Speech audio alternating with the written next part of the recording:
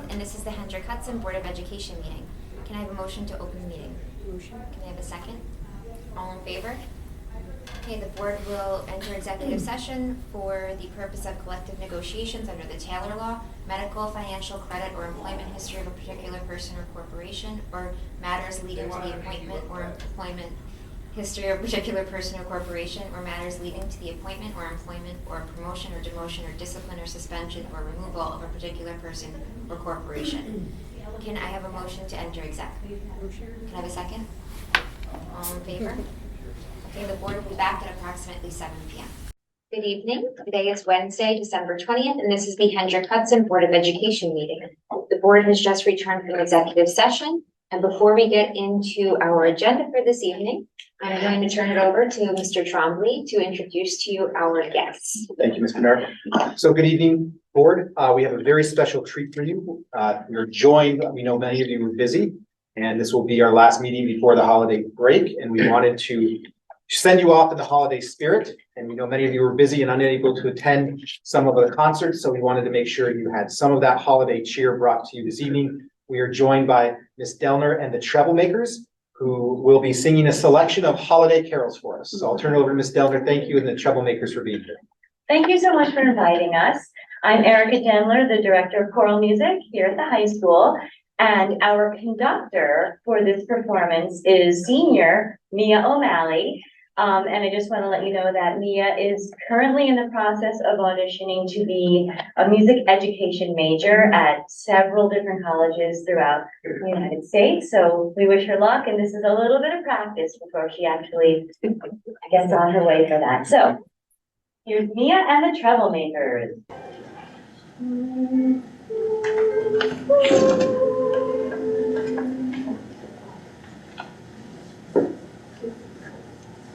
Carols without a volley, fa la la la la la la la. 'Tis the season to be jolly, fa la la la la la la la. Don we now our gay apparel, fa la la la la la la la. Troll the ancient Yuletide carol, fa la la la la la. See the blazing Yule before us, fa la la la la la la la. Strike the harp and join the chorus, fa la la la la la la la. Jolly in merry measure, fa la la la la la la la. While I tell of Yuletide treasure, fa la la la la la la. Pass away the old year passes, fa la la la la la la. Hail the new ye lads and lasses, fa la la la la la la. Sing we joyous all together, fa la la la la la la la. Heedless of the wind and weather, fa la la la la la la.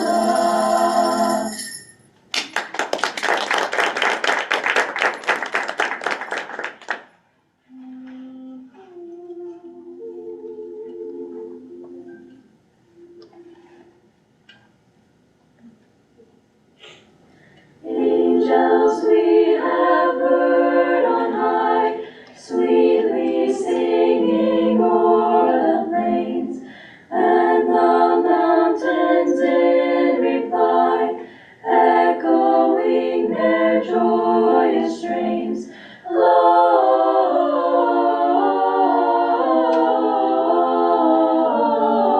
Gloria in excelsis Deo,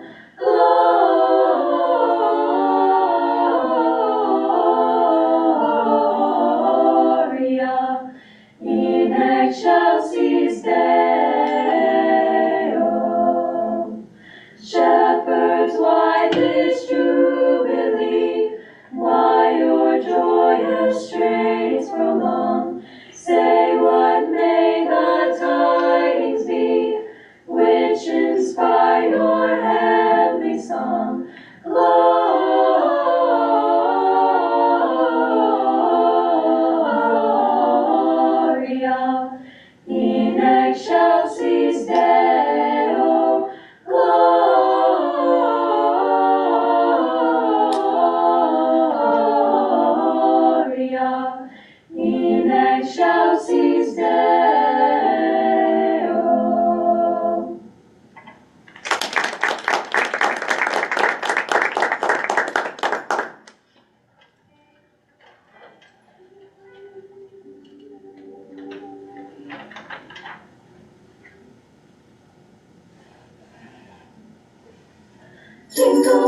bells, jingle all the way.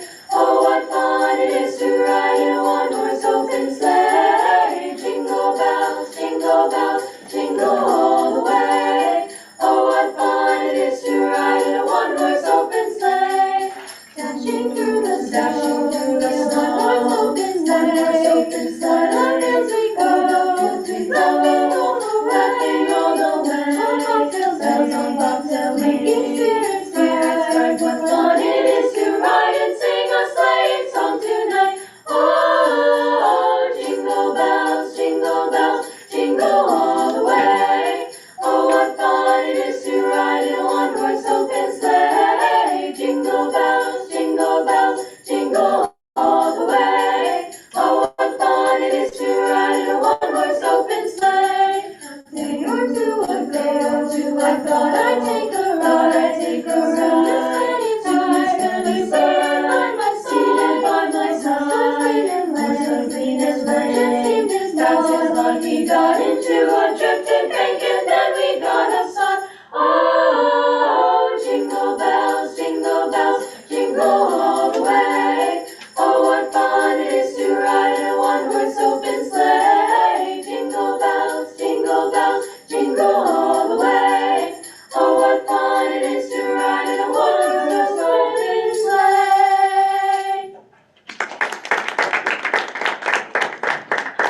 So before we sing our last little number for you, I just want to thank you again for inviting us to come sing for you and also for your continuous support for all that we do in the district with music. It's just wonderful, and I'm speaking on behalf of K-12 Music.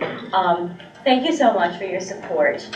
We really appreciate it. This community is so supportive of everything that we do, and it's very much appreciated. So thank you, and happy holidays to everybody. Thanks for being here.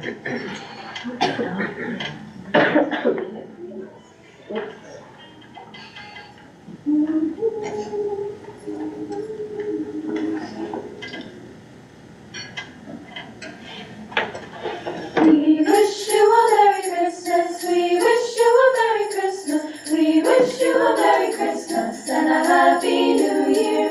Good tidings we bring for you and your kin. We wish you a Merry Christmas and a Happy New Year. Oh, bring us some figgy pudding, oh, bring us some figgy pudding, oh, bring us some figgy pudding, now bring some right here. Good tidings we bring for you and your kin. We wish you a Merry Christmas and a Happy New Year. We won't go until we get some, we won't go until we get some, we won't go until we get some, so bring some right here. Good tidings we bring for you and your kin. We wish you a Merry Christmas and a Happy New Year.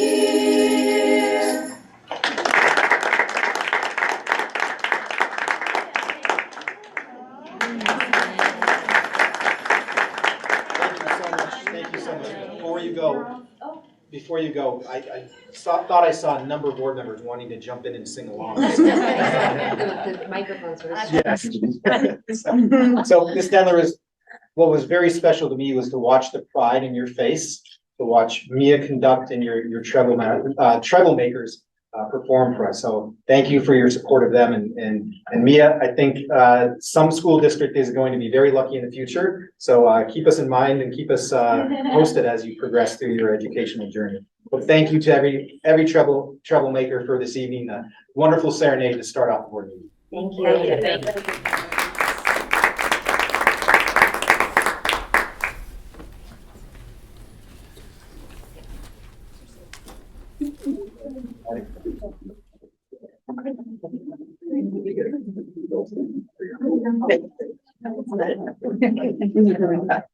All right, before we get started with the agenda, can we please stand for the pledge?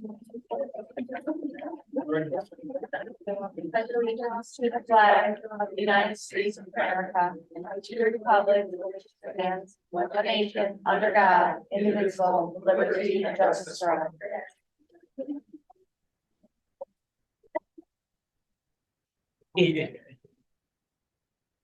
All right, before we approve the agenda, I would like to make a motion to return to executive session at the end of this work session tonight. We didn't quite get through our whole list of items. So I have a motion to go back to add it to the agenda.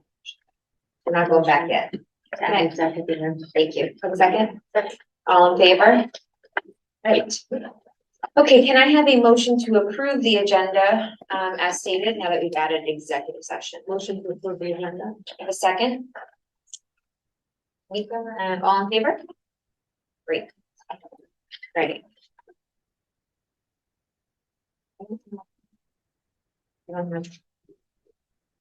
So I need a motion to approve, or does anyone have anything to pull from the consent agenda? Anything anyone would like to? All right, can I have a motion to approve the consent agenda? Motion to approve. Second. All in favor?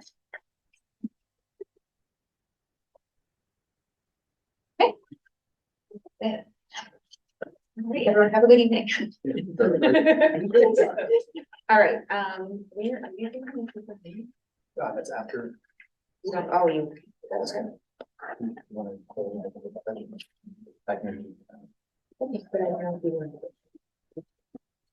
Okay.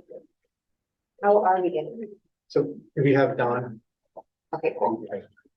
Perfect. So, Mr. Trombley, I will let you explain our work session for the evening, if you don't mind. Thank you, Mr. So, good evening, board.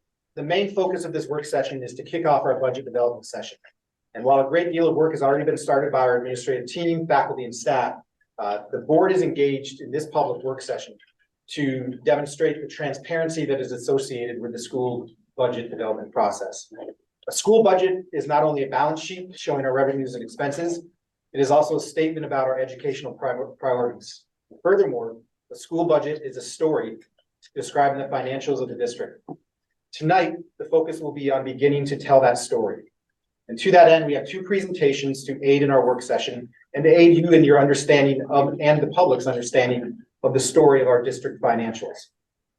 First, we will review a presentation from Don Hart Hoffman, partner of Cullen and Danowski LLP, who will present an evaluation of various financial practices related to budgeting, reporting, and the overall financial position of the district. After gaining an understanding of that financial position, Enrique Catalan, our Assistant Superintendent for Business, will continue to tell our current story by looking at long-term projections that I recommend the board considers as we enter into the budget development process. These projections should be kept in mind as we set priorities and make decisions throughout this process. Before Don and Enrique present, I want to take a moment to discuss how a school budget is developed, as school finance has some unique qualities compared to a business or household budgeting practices. For example, most public and private organizations and businesses have 35 to 40% of their budgets tied to personnel and benefits. The comparable number of public schools is on average more than double, between 80 and 85%. In terms of the development process of the budget, the first step is for the Board of Education to work with the superintendent and appropriate administrators to set the goals for the budget. Based on these goals, the superintendent begins to develop a proposed superintendent's budget, which is the phase we are in now. We are listening to our administrators, our teachers, and staff on their needs and wants, while keeping in mind various parameters such as known state aid information and the board goals.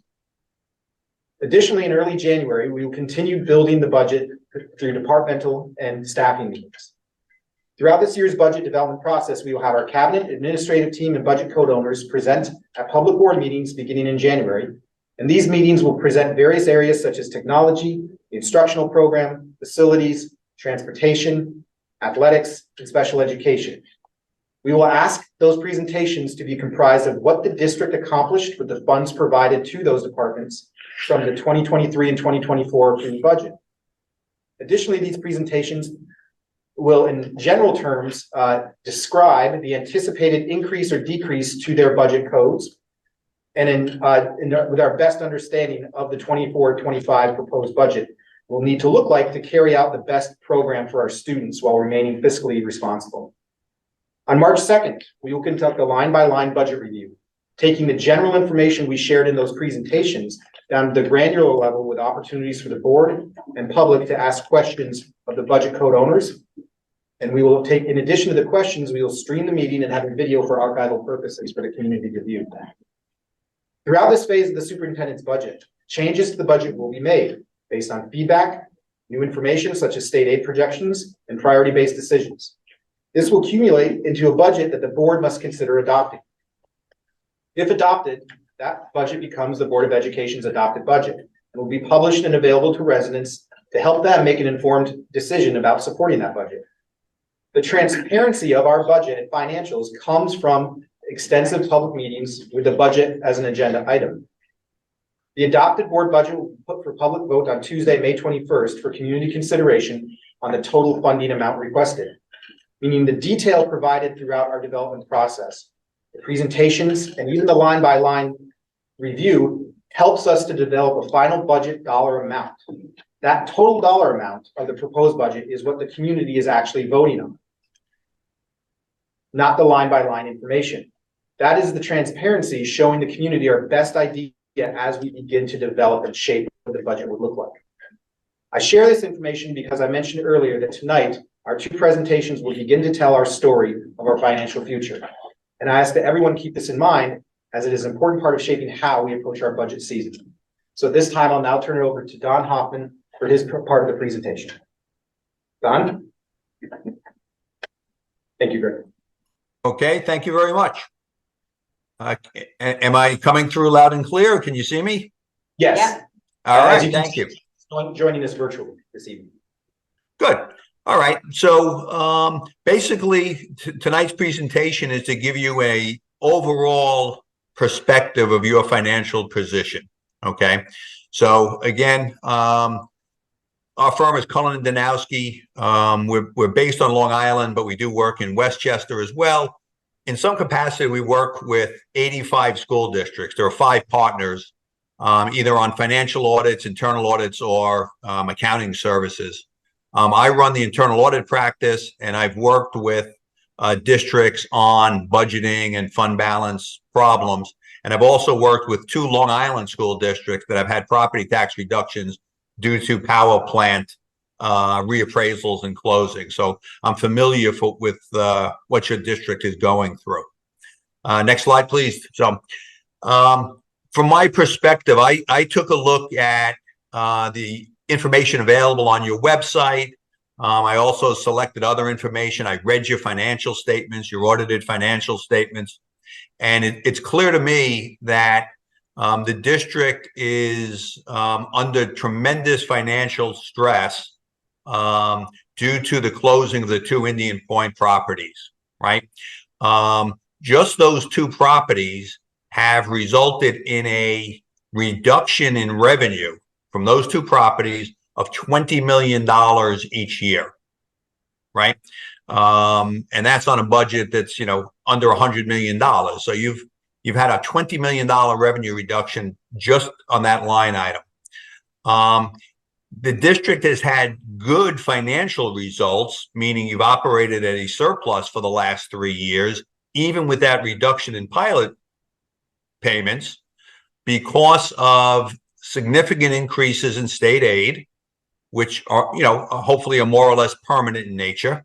You've gotten significant funding from the New York Cessation Fund, which has, mitigated the loss of that pilot revenue, right? And in the past year, you've also benefited, like an awful lot of businesses and individuals, from increases in interest earnings, right? You've been able to invest some of your funds and finally get some interest. So that's, for the past several years, you've been in a positive financial position. Your problem is that going forward, it's likely that state aid increases will be very limited.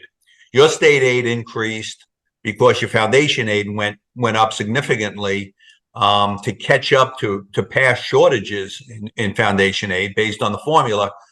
You're now whole. This fiscal year, you're now whole on that. So state aid increases, I believe, will be limited going forward, right? The cessation fund revenue that you're getting from New York State because of the closing of Indian Point is going to drop approximately $2 million each year. You're going to get $2 million less each year from that, which is a significant, amount of money. And the last bullet point then says property taxes will need to be raised above the tax cap to allow for any spending growth or even to maintain programs. And that comes from, ultimately having to make up a $2 million revenue drop each year, and still have enough revenue to fund the programs. All right. So next slide. Want to talk about the annual budget documents. Talk a little bit about what fund balance is and how it can be used to some extent, and then the multi-year projections. And then after my presentation, my understanding is that Enrique Catalan will be taking you through the multi-year projections. So the annual budget, one of the weaknesses that I saw in the presentations throughout is that I did not see any documentation comparing the budget to prior year actual results. So when you're in the budget process for 24-25, which is kicking off now, you have the financial results from the 22-23 year. That should be part of the information that's provided to the board and to the public, to be able to see exactly what you're working from. In my mind, that's particularly important on the revenue side. Revenue is going to be a significant concern of the district, again, to replace this $2 million in cessation fund funding. So it's going to be important that you monitor and manage and budget appropriately for the revenues, right? One of the things about budgets to understand, unfortunately, is that an awful lot of it is outside the direct control of the district, right? ERS rates, TRS rates, healthcare costs, they're only controllable as a result of headcount, right? If you don't have people, you don't have to pay health insurance. But if your staffing is staying similar year to year, then you're at the mercy of the rates that are generated by ERS, TRS, and healthcare. And those increases can be significant, and that eliminates potentially spending in other areas. So, when it was mentioned earlier by Mr. Tremblay that budgets, salaries and benefits, are 75% or so of your budget, that doesn't leave a lot else to manage against, right? The documents that I saw on the website and the budget newsletter did not have a summary of spending by area, which I think increases transparency and helps tie in the numbers. So I think that's important to have that document and work off of that. And my understanding is that will be available based on the March meeting, so you can see line by line budgets. The last point is a really significant one in terms of developing a budget, is that budgets must contain reasonable contingencies, okay, or estimates of costs. One of the reasons for that is if you incur unanticipated costs and you don't have contingencies in the budget, theoretically you're in the risk of spending more than the total budget, right? Which you're not really legally allowed to do. So, as you're looking at the line items in the budget, realize that there has to be some reasonable contingencies in the budget. And to a great extent, your appropriation of fund balance covers those contingencies. Okay. So you're not taxing for those contingencies necessarily. You're using fund balance to do that. And that's a cycle that's, involved at every school district in New York. Be careful about cutting contingencies, because cutting contingencies may or may not reduce your actual expenditures, right?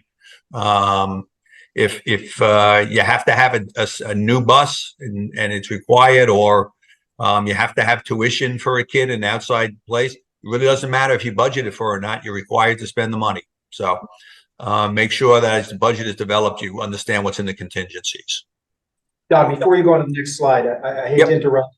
Just want to clarify for the board, as in the work session, the ERS and TRS designations, employee retirement system and teacher retirement system, for those activities. Yep. Good. Thank you. Yep. So just back to those 2 points for a second.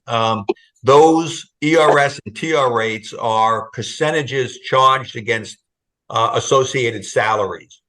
And the rate that ERS system and the TRS system charges, they set. So you take your salaries, you multiply it by the rate, and that's your expenditure. Okay. All right. Next area, fund balance and reserves, right? All districts have to evaluate, what makes up their fund balance. Unassigned fund balance, which is limited by law to 4% of the next year's budget. Some of fund balance is appropriated towards the subsequent year budget, right? You're allowed to have certain legal reserves, and then there's some accounting stuff that's in fund balance, mostly encumbrances, which are commitments made in the fiscal year that's ended that you'll incur the expenditure in the subsequent fiscal year. Okay, so that's an accounting treatment. As of June 30th, you had about $25.5 million in total fund balance in your audited financial statements. Of that, you were $17 million over the 4% unassigned fund balance. Okay. Because you've accumulated funds in the past few years that I think will be used in the next few years going forward to help maintain programs as your cessation fund revenue drops. But I think it's important for the board to develop a plan to understand, where you want fund balance to be at the end of the budget problems and concerns you're going to go through over the next 4, 5, 6 years. So let's look at the next slide. So the question is, what does the board want fund balance to be once the situation normalizes? And by situation normalizes, I mean you're no longer getting cessation funding, which is still, is being reduced each year for the next 5, 6 years, right? So once that process works itself out, what will your annual financial results look like? And what do you want your fund balance to look like at that point in time? Okay. At a minimum, my recommendation would be, at an absolute minimum, you should have 10% of the subsequent year's fund balance, subsequent year's budget as fund balance. Okay. So in round numbers, if 6 years from now your budget's $100 million, you should, at an absolute minimum, have $10 million in fund balance, total fund balance. Okay. Next, multi-year projections. So multi-year projections are difficult, obviously, because it's how do you predict interest income 5 years from now, right? How do you predict state aid 5 years from now? You really can't predict it next year. You don't know, a lot of information, but it can give you a framework. And I worked with Mr. Catalan on looking at a November multi-year projection, and then he and I went through and he changed the presentation somewhat, which I think helped the presentation quite a bit. And we looked at some of the numbers and some of the risks, right? When you develop something like this, the projections need to be reasonable, reasonable estimates of revenue growth for the most part, but maybe less revenue, interest income. I don't know what way interest rates are going to go in the next 5 years, but they're at a high right now, right? So it might be reasonable to not budget as much in interest income for the next 5 years, right? But on the revenue side, I think it's important to try and budget as close as possible to expectations. I think you want to be reasonable on that, and then manage against it. I mean, I think it's important that you understand the assumptions built into the funding budget, the revenue budget. And then when you get the audited financial statements, or when you're looking at projections during the year, you look at, how you're doing against the projections, right? Property taxes is easy. You set it, you know the amount, you get your property taxes. But if you're budgeting a significant amount of state aid, did state aid change? Did the state do something in the state aid? Monitor interest income. These are all things that I think is reviewable at the board level to have an understanding of what's happening to your revenue. The last bullet, that the projections that Enrique has developed and used over the years has an expected annual operating surplus, or in this case, operating loss, which means you're going to be using some of your fund balance to fund the operations for that year or years. The total of this projection should match in some way the expectation for what your fund balance wants to be, what you would like the fund balance to be 6-7 years from now, right? So, you do not have $25 million to use for program in the next 6 years, right? Because you want some fund balance at the end. It's up to the board to develop how much that is. In my mind, the most you would want to use for program, right, is about 15 million of that 25. So you still have 10 million at the end. The calculation that Mr. Catalan put together has those numbers. So it's important that those numbers make sense. Next slide. So, where are the risks, right? In multi-year projections. Is state aid reliable, right? I've been in the business long enough to know about what the state does when they're in fiscal trouble. And what they do is they generate something called a gap elimination adjustment, and they reduce everybody's state aid, right? So that's significant. Sales tax, is sales tax reliable? So, in the past couple of years, sales tax has been budgeted a little bit less than has actually come in, to be conservative. I think sales tax is one of the areas that, you should try and estimate that as close as possible, right? Could there be a recession? Sure. But if there is, it's explainable. But from a budget perspective, have a reasonable estimate. And then the key revenue issue is that property tax increases above the limit, the tax levy limit, will require a 60% yes vote, right? And I think that's really significant for the board and the community to understand where the district is financially. The district over the past few years has had limited property tax increases, which you can say was appropriate because you've operated at surpluses, right? The cessation fund funding, the sales tax increases, you've still been able to operate at surpluses. But, I think that's going to change, if not this year, then next year. And, you're going to have to begin to consider taxing or generating additional revenues somehow to make up ultimately for that $20 million reduction in taxes from those two properties. All right. Multi-year projections, expenditure increases outside control of the district. The multi-year projections, if you're projecting, spending increases of only 1.5% or 2% a year, that you could very easily get that chewed up, very quickly with costs that are outside of your control or contractual costs, right? Just salary increases. So the multi-year plan is going to be under a lot of pressure, on an annual basis. And my last comment, it may be very difficult to maintain current programs with limited expenditure budget increases. Okay.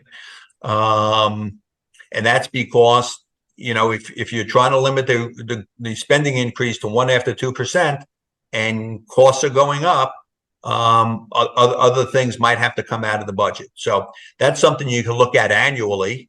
The framework in a multi-year projection can give you a framework, but my point here is that it may be very difficult.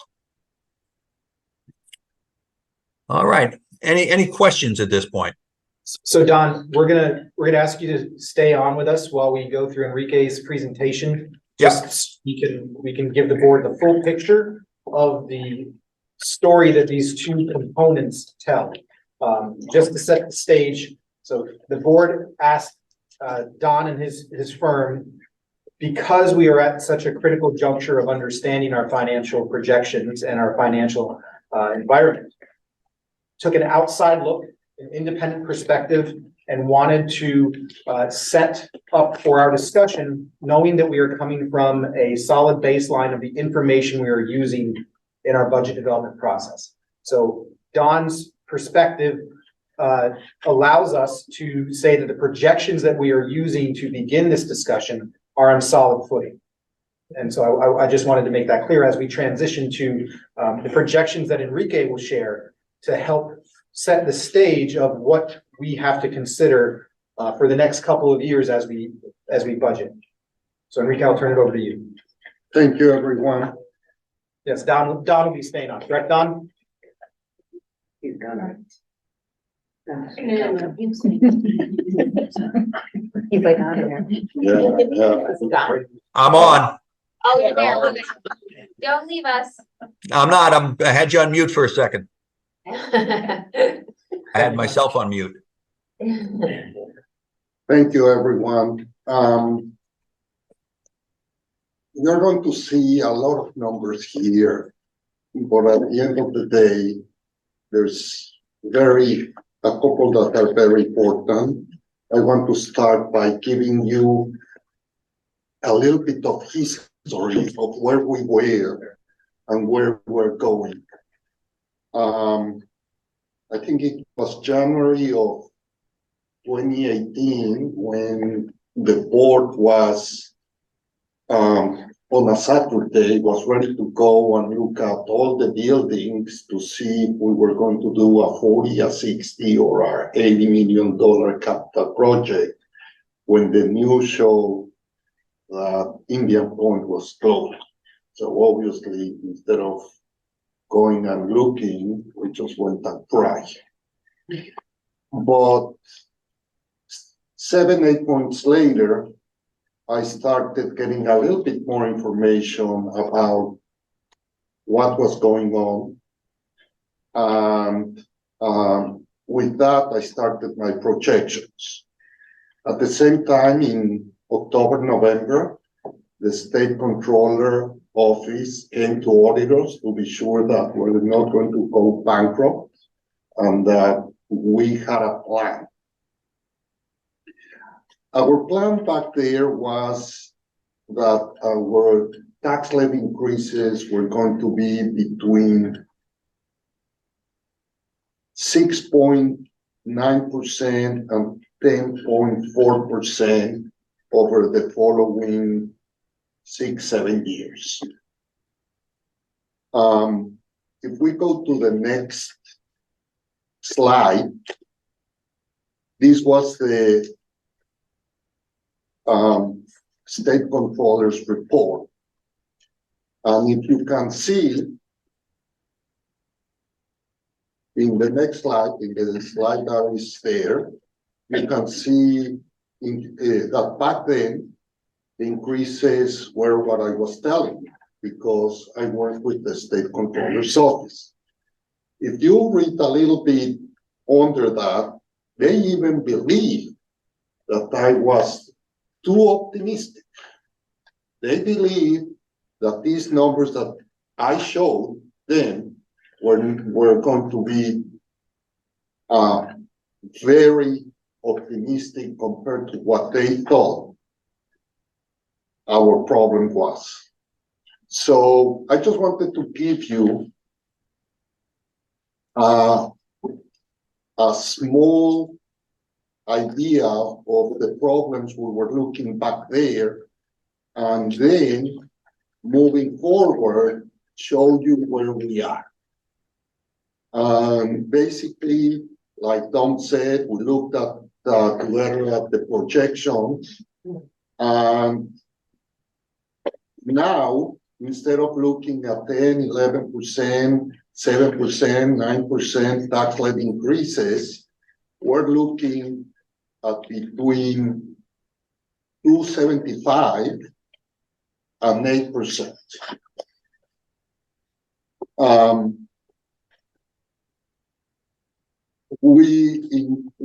If you go to the next page, you got at the bottom, you can see how we're going to be using those $20 million in unassigned fund balance. You can see that for this year, we're expecting to use 3.75, the following year 6.25, the following year 6 million, 6.5, 6.5, 4.2, and 2 million.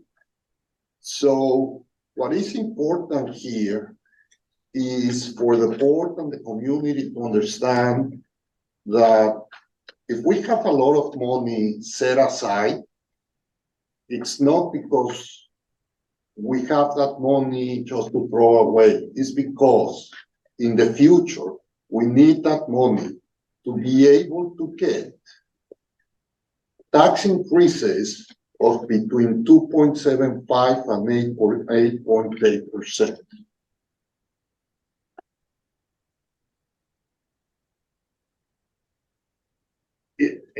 I think that between the cessation fund, the expenditures, the cuts that we've done, we have been able to bring down that tax levy increases, and we're expecting to do it going forward.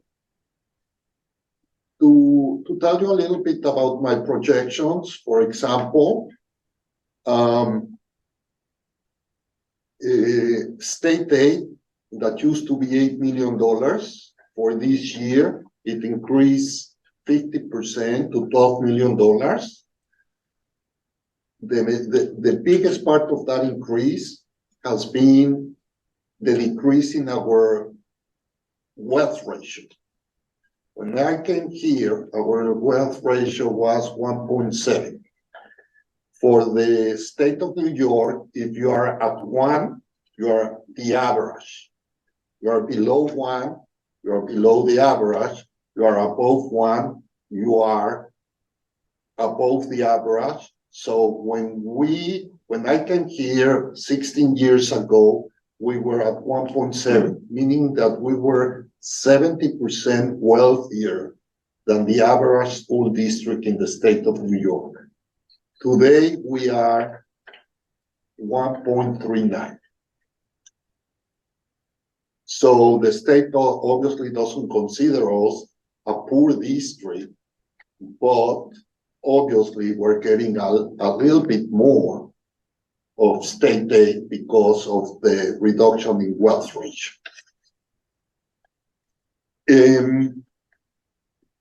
We have other pilots, as you can see here. The other pilots are some of the pilots that we negotiated with City of Peekskill and the Peekskill School District for the Resco properties.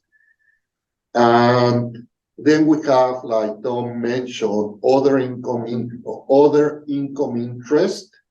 And obviously, very important is the success of Lisa's Sailor programs that is bringing us between $1.7 million and $2.6 million in projected revenues over the next 7 years. Enrique, really quick, just for the board in their study and those at home watching, what does the pilot stand for and what is it? Pilot stands for payment in lieu of taxes. So, for example, Entergy, Indian Point, they didn't want to, the school district didn't want to every year look at the assessed value, it goes up, it goes down, and not knowing how much tax we were going to get.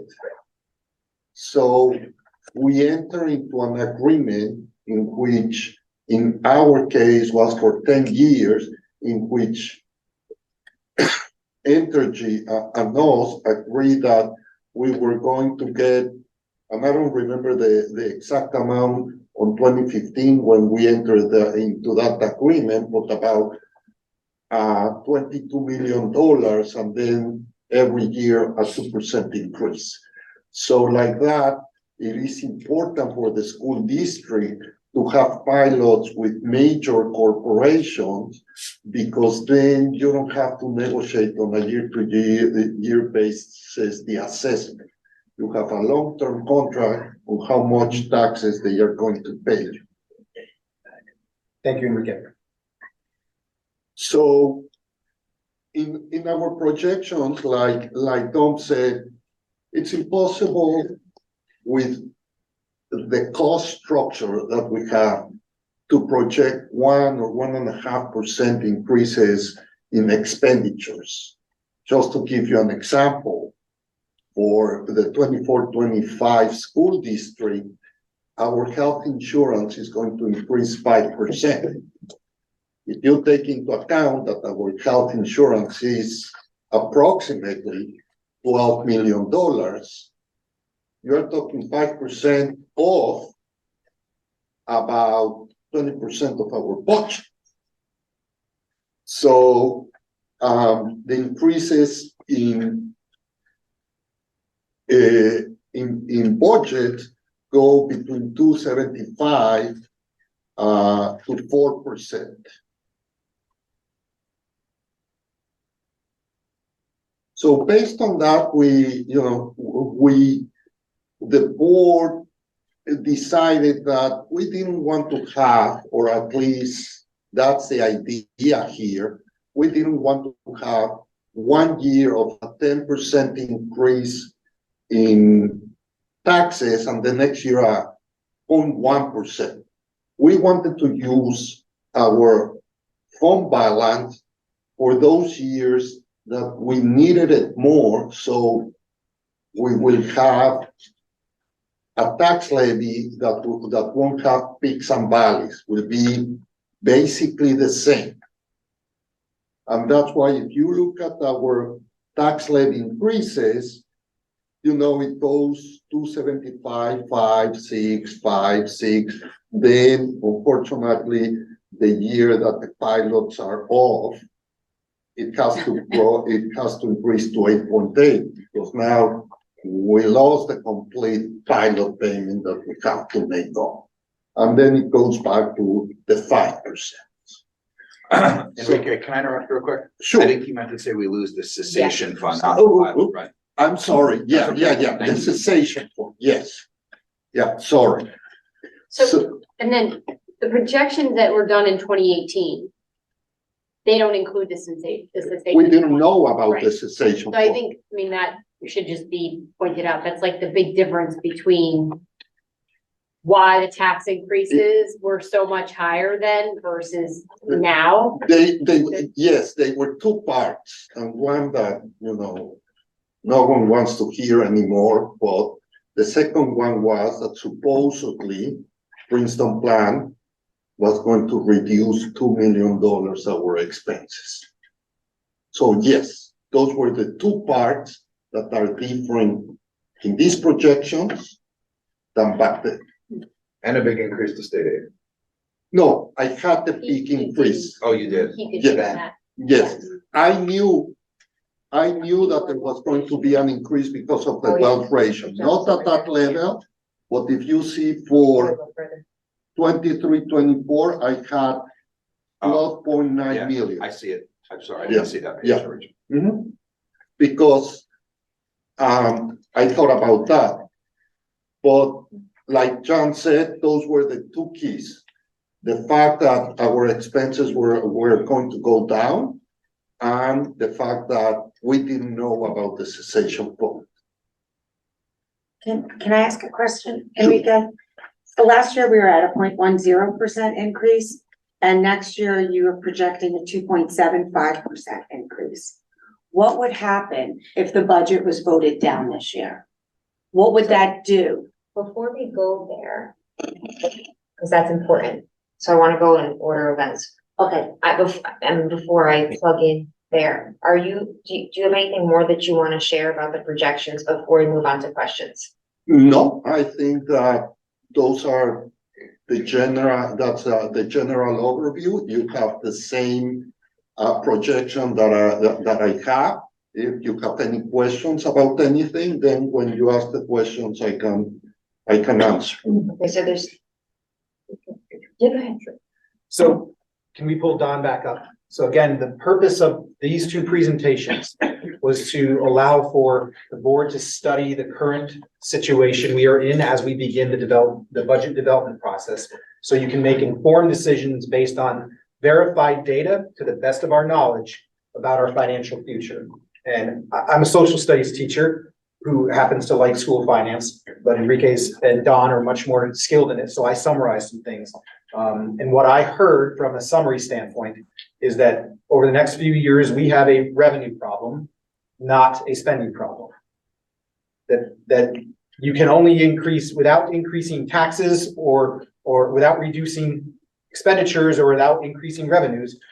You're going to have to figure out what to do with your budget, knowing that in a 2% tax cap era, and you have commitments that must be paid, such as contracts, health insurance, employee retirement, teacher retirement. You have to figure out how to make up some of that gap. That the district and its approach in previous budgets and decisions, the fund balance that is there can help over the next couple of years ease a steep cliff in that, steep drop off in that revenue side of things. And then the final summary that I have, and Don and Enrique, correct me if I'm wrong on any of these, is that the projections that we are starting from today are solid data to begin how we shape this budget. The only part that might change is substantially. Obviously, interest income, I'm just saying it can go down, but the only part that substantially can change is state aid, either up or down, because it will depend. We don't even have any idea of how the negotiations are going between the legislation and the government. So, but the rest, pretty much, cessation fund is known, pilots are known, transfers are known, sales tax, we're talking maybe $100,000 up or down. Interest income, the same. Tuition, we know the minimum. Lisa might give us good news next year that she's opening 5 more classes, and that's a lot. That would be good for me, but for her. And both is said. So really, it's state aid, the big question here. So as the board begins the work session, we wanted to have Don and Enrique here so you can begin to have those asked questions and begin the conversation as we kick off our budget development process. So I think there's, good. I think there's 2 directions that I see this conversation needing to go in. And is one, the projections, like Steph's question and maybe where you were going, Jen, and also to talk about the fund balance, right? Because in the presentation we heard, and I think most of us know, it's supposed to be 4%. We're well over that. We're well over that with well intentions, but we need to talk about what to do with it. And I also, I have a couple questions for Enrique and Don both about that. So I don't know what we want to talk about first and what makes sense to talk about first. Could we direct questions towards Don first? So we can So we can, Okay. All right, so I guess if you don't mind, my question is, when we're talking about the fund balance, it's supposed to be 4% of our budget, right? Right? Yeah, no And more. It of can the- be less. Of the next year. So one, what do we do? How do we properly, because we just right now have this money sitting there, so what do we need to do as a board to legitimize that money? Even though we have plans for it, I think that there are proper reserves that need to be set up. And then I had a question because Don, in one point in your presentation, I was confused because it said that you recommend that we have 10%. So I'm assuming that 10% is a good thing to have, but particularly not just in unassigned fund balance, it should be in specific reserves, is my assumption. So I think I would like to hear from Enrique and or Don, whoever, to kind of talk with the board about what we need to do with this, I think it's what, 25 million? that we have in our unassigned fund balance? I know there's plans, we all have it in front of us, just what should we do right now or in May to formalize those funds? I want to give you a little bit of history why that money is in unassigned fund balance rather than in a reserve. Since the beginning, we started talking to the state and asking, what can we do? We need to be over the 4%. And the state said, okay, we'll pass a law that you can be over the 4%. And they passed a law, but not that we could be over the 4%. They passed a law that we can open a reserve. Unfortunately, it was very poorly done. It didn't say if I put a specific amount, when that amount is gone, if I can replenish the fund or not. So we were the district was very worried that we might not be able to use it correctly or that at one point something might happen. That was number one. And number two, it was the same year as the year that we did the capital project vote. And back then the board was afraid that the community might think that this was additional money that was going to be taxed rather than just opening the fund and when we have money, we put it there. So the board decided that they preferred, to leave it in unassigned fund balance. Today we have a different story.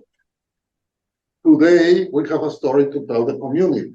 The only thing that we're going to do is move the money from unassigned to a reserve called reserve for Energy stabilization. energy stabilization.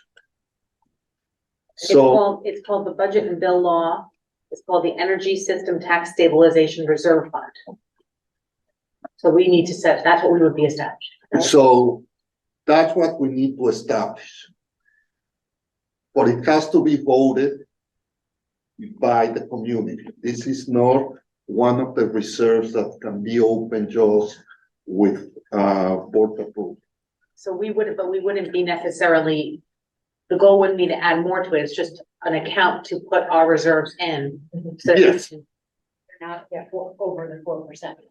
Yeah, and again, I don't know if there were any changes, but back then they told us that we have also to put an amount. So it's not open the reserve and do whatever you want. you can choose an amount. So in reading this, you could, the way it was explained to me was that, and I'm reading, is you can choose an amount as a goal, but you don't have to get to that. I totally agree, but you have to choose an amount. Yes, you have to choose an amount. Is that still the case? Because you can't go above that amount. Exactly. I remember that. And again, the big question back then is if for certain reason we use that amount before, if we can replenish and put more money. So that's what we need to find out. It's a maximum. We're establishing a maximum. But He's saying it's that there's two classes of maximum. Maximum that you can put in, or maximum that has to be that it's in. You see, so if I go down to 17, can I put back 3? Because this year we did very well, and I put back 3 because in 5 years I might need them. Those are the questions that the state never were able to answer. So that was the reason that the board decided. The board decided to keep it in unassigned. But the bottom line is that their recommendation, my understanding from the lawyers, from Don, and also from me, is to open the account and move the money from the unassigned fund balance to the fund. So when Don was saying that we should have 10%, is this Don, are you there? Does he mean that between 4% unassigned fund balance and then 6% somewhere else in these reserves? Yeah, legal. Yes. Yes. A legal fund, maybe a facilities fund. TRS.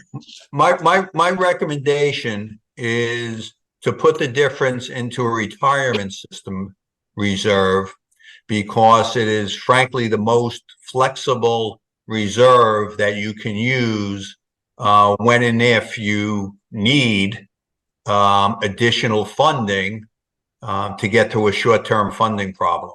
You always have ERS and TRS expense that you can utilize, appropriate that reserve to cover that expense in your budget. So it is very, very flexible. It's very usable.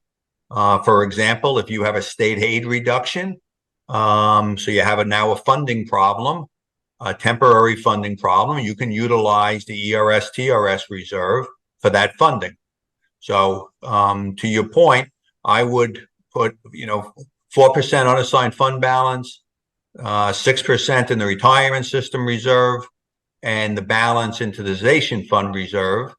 And then these projections that are being done now should be based on utilizing the balance of the cessation fund reserve in this 6-year period. And then just so make sure everyone understands, currently we have unassigned fund balance. Plus, there are other reserves in our budget. So we would have to reallocate everything based on the conversation. So people don't understand that it's the 25 million, whatever we have right now, plus some other reserves that Enrique has in other places, such as facilities. 20 million 20 million, sorry. in unassigned, plus the other ones that it's mainly repair reserve. So just so a little bit, it's reallocating all of those reserves to what Don was presented. No, my recommendation is to leave the existing reserves where they are and take the unassigned fund balance that's above the legal limit and to place it in 2 reserves, the cessation fund reserve and a retirement system reserve. That way you'll be in compliance with state law and have 4% unassigned fund balance. You will have additional funding in the retirement system reserve that hopefully you don't use in the next 6 years. And if you don't, you will have 10% fund balance that'll cover you going forward. And the balance that goes into the cessation fund reserve will be used to fund programs over the next 5-6 years until you get stabilized. Thank you. What if we feel like we can't get 10% in reserves comfortably in order It doesn't to look- maintain our? It doesn't look like we, excuse me, it doesn't look like we do, right? If you look at the projections at the end of 2031, where am I? Hang on. Yeah. So Look like we have 2 million. this is the purpose of a work session, is to be presented with perspectives, with information, and have a good discussion around it. So Don is presenting some recommendations from his perspective. Enrique's projections have taken into account other approaches, all with the same general idea of how to use this unassigned fund balance in a way to help us weather the next few years of financial difficulties in a manner that both preserves the board's priority and our district's priority about instruction and education, as well as being fiscally responsible to taxpayers. So this is philosophical. Don is not right, it's not wrong, I'm not right, I'm not wrong. It's a different philosophy. In my opinion, Don is correct for 99% of the school districts in the state of New York. You want that 10%. But we're in a different situation. If I set aside $4 million of that unassigned fund balance into a TRS and ERS reserve, I need to make up those $4 million in taxes. That's why I'm saying that it's philosophical. Because at the end of the day, I can do it now. Just to let you, for example, we can say, okay, let's put 2 million in TRS and 2 million in ERS. I know based on my projections that one day I'm going to have to come back to the board and say, board, either 10% tax increase or 7% tax increase or 5%, but we need to move those TRS reserves. That year we need to use them against my TRS expense, but it's basically the same. You know, I'm using a reserve to lower my tax increase. But if the real problem is not TRS and ERS, our real problem is the reduction in our pilots from Entergy. So what, you know, why to open these new reserves if at the end of the day, I'm going to have to use that money for my biggest problem, which is my reduction in pilot payments. But it's philosophical. I'm not saying Dom is wrong. It's just how I look at how to do it. So just, I just want to clarify though, that's, other school districts have done that because that's legal for them to keep a 10% in reserve. Yes. Yes. When they can only normally keep 4. No. 4% is in unassigned fund balance, Right. meaning I can use it for whatever I want. TRS, let's say that we say $2 million in TRS. You can only use that reserve to reduce your TRS liability. Right. But that's where schools, other schools put it that aren't in this financial Exactly. situation that we're in. Yeah. What's Right, TRS cost a year? Our TRS cost is Is that on about, this? no, our cost, it's $4 or $5 million a year. about $4 million a year because it's about 10% of our teacher salary and administrative salaries, give and take. Jen has a question. So, yes, I think you're right, but also no, because John has said 4% is not really enough. Right. Right, so we could say that 4% is not enough, but if state aid decreases, we are still liable for that. So then all of our fund balance goes away. I was just, So, I mean, I'm trying to explain how do other schools do this when they have extra funds left over? They put it in another place. Right. But, I mean, So I think like at the we should minimum, do it. we have to revise these charts to at least decide on what we think is, what we would like to put in this reserve fund balance. And at least start pulling that out so that we can actually see where, maybe we do set, maybe we do exactly what Don says and see what our levy looks like, right, over the next, and then we start having discussions about how do we close the gap? Because we haven't really painted our picture yet, because right now we have it all just in one pot of money. I think we need to take this, we need to at least start removing the extra and put that in this reserve that we're gonna that we would like to go out and create. And then create, you know, you and Don or you decide where we need to hold this extra 4, 6, whatever we think is the right amount, because I don't think it's 0. Right, and then we have to look at what that tax levy is gonna actually be, and then we can have actual, because this, I don't think we can even have discussions because it's not real right now. But it is, so there's $25 million of unassigned balance here, and you're saying that, I'm sorry? It leaves us with nothing. This leaves us with nothing. This leaves us If you with, go to 2031, it leaves you with back to $2 million each year. yeah, Well, yeah, but that might be That's the hump we're trying to get past, Right. right? It's like that might be the only option without, you're saying that you wanna see adding more reserve And what does that do to the projections? Because We're right using now, less of the No. fund balance. What is that? If I can summarize here, because I touched on it in my presentation, is that the board, as they develop this multi-year projection, has to decide how much fund balance they want at the end of this normalization, this period, right? To when you're operating in a year where your revenues are adequate to operate at a surplus and you don't need any unusual or extra funding from the cessation fund reserve or from fund balance, right? So that's a board decision as to what value you want your fund balance to look like after the 2030-31 school year. It's my recommendation that that number be $10 million.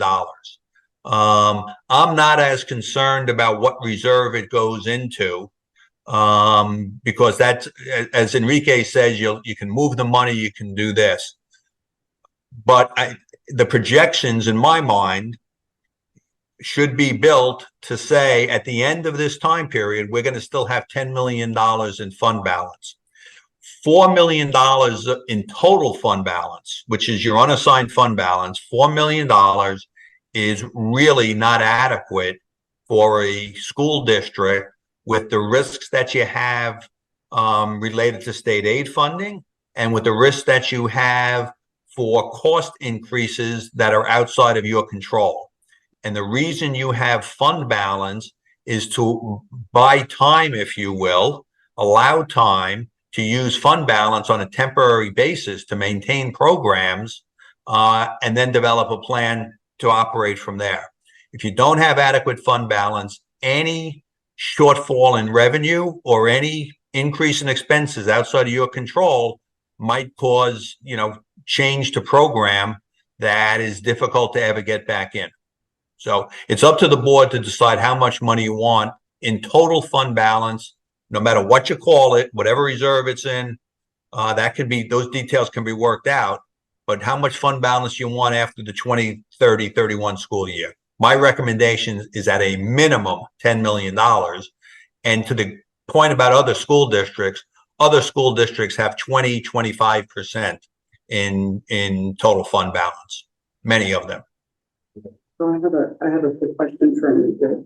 Enrique, is this based on just what we're currently in right now? Like, does this capture the estimates that we had of the 747 when we're changing it to Plan B? Like, does that capture this budget overall? Does this capture what's going to be taking place for next year? Or is this just the model we're currently in right now? My understanding is that there's not going to be major increases or decreases next year by going to Plan B. Okay.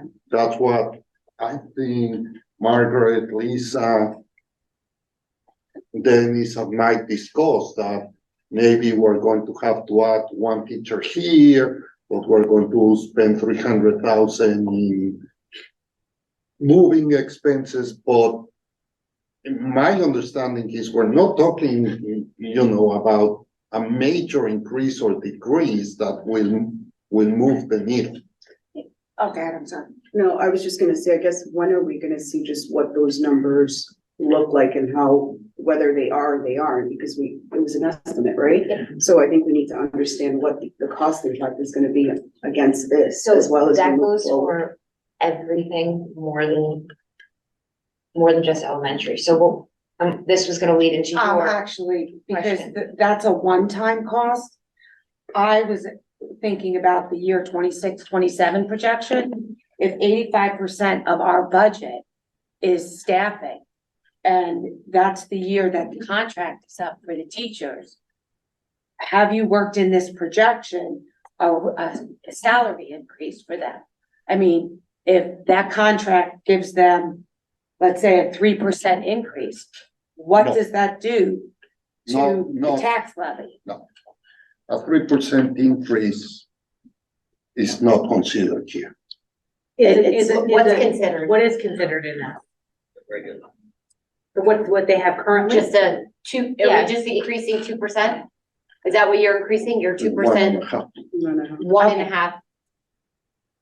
So can I finish the thought? Yeah. So in the 26-27 school year, you have a 6.2% increase in taxes for the people sitting at home. If you put that kind of increase in, what does that do to the 6.2% to that? Each increase would be approximately $300,000 for each percentage increase, Enrique, would be approximately. No, every percentage increase is $500,000. So what is their tax levy? Like if I'm sitting at home and that happens, 6.2 to 6.75? Well, if you put one in. If you're going. 1.5% of $40 million, just to say something, is for 600,000. 600,000 is a little bit more than 1%, so we will be talking instead of 6.2, 7. You'd be pushing 7.5. so you'd be pushing 7.5. I just want that to be clear to people. Yeah. I mean, because as Don said, staffing is 85% of our budget. And that impacts our ERS and our TRS and our healthcare costs. not the healthcare. The healthcare has nothing to do with. Well, but the more what- staffing you have, Yeah, but I always you always budget for that. I always budget on the number of teachers and the number of custodians and the number of everything that we have today. Unless the board comes back to me and says, Enrique, we need 5 teachers more that will stay here for the next 8 years. But all my projections, even from last year to this year, and my projections, for example, for the budget of next year, is that we have 252 teachers, unless Lisa tells me I need 1 more teacher, that she did, I include only 252 teachers. Guys, do we have any questions for Don, or can we let him go? Are there any? I have one question. Okay. I wanted to just ask if there was any initiatives that, you know, his other clients used when they had shortfalls in revenue. Like, was there anything that you could do as a district to help offset that? I mean, When they have shortfalls based on an energy plant closing? Yes. yeah, Or anything, yeah. The Long Island. Yeah, well, you know, over the past several years, revenues to school districts have been quite good, right? State aid increases have been very substantial. Frankly, the biggest issue that Long Island school districts have had is what to do with their operating surpluses, okay? And most of them, or a lot of them, have put those operating surpluses into capital reserves, okay? You're not in a position to do that, right? So, you know, how do you increase your revenue as a district? You know, at this point, and Enrique and I spoke about this just the other day, is continue to work with your legislatures about the financial stress you're under, you know, as a result of losing $20 million of revenue from those 2 properties, right? I know you've gotten some bullet aid in the past. Any bullet aid you can get will help the local taxpayer and will help maintain programs. But there's really no magic bullets to revenue in schools, right? Just to clarify, bullet aid is one-time aid sources that the district can use for a particular purpose that a legislature chose to give it. Don, what did those districts do to cut costs? Did they have any cost saving measures that you didn't see?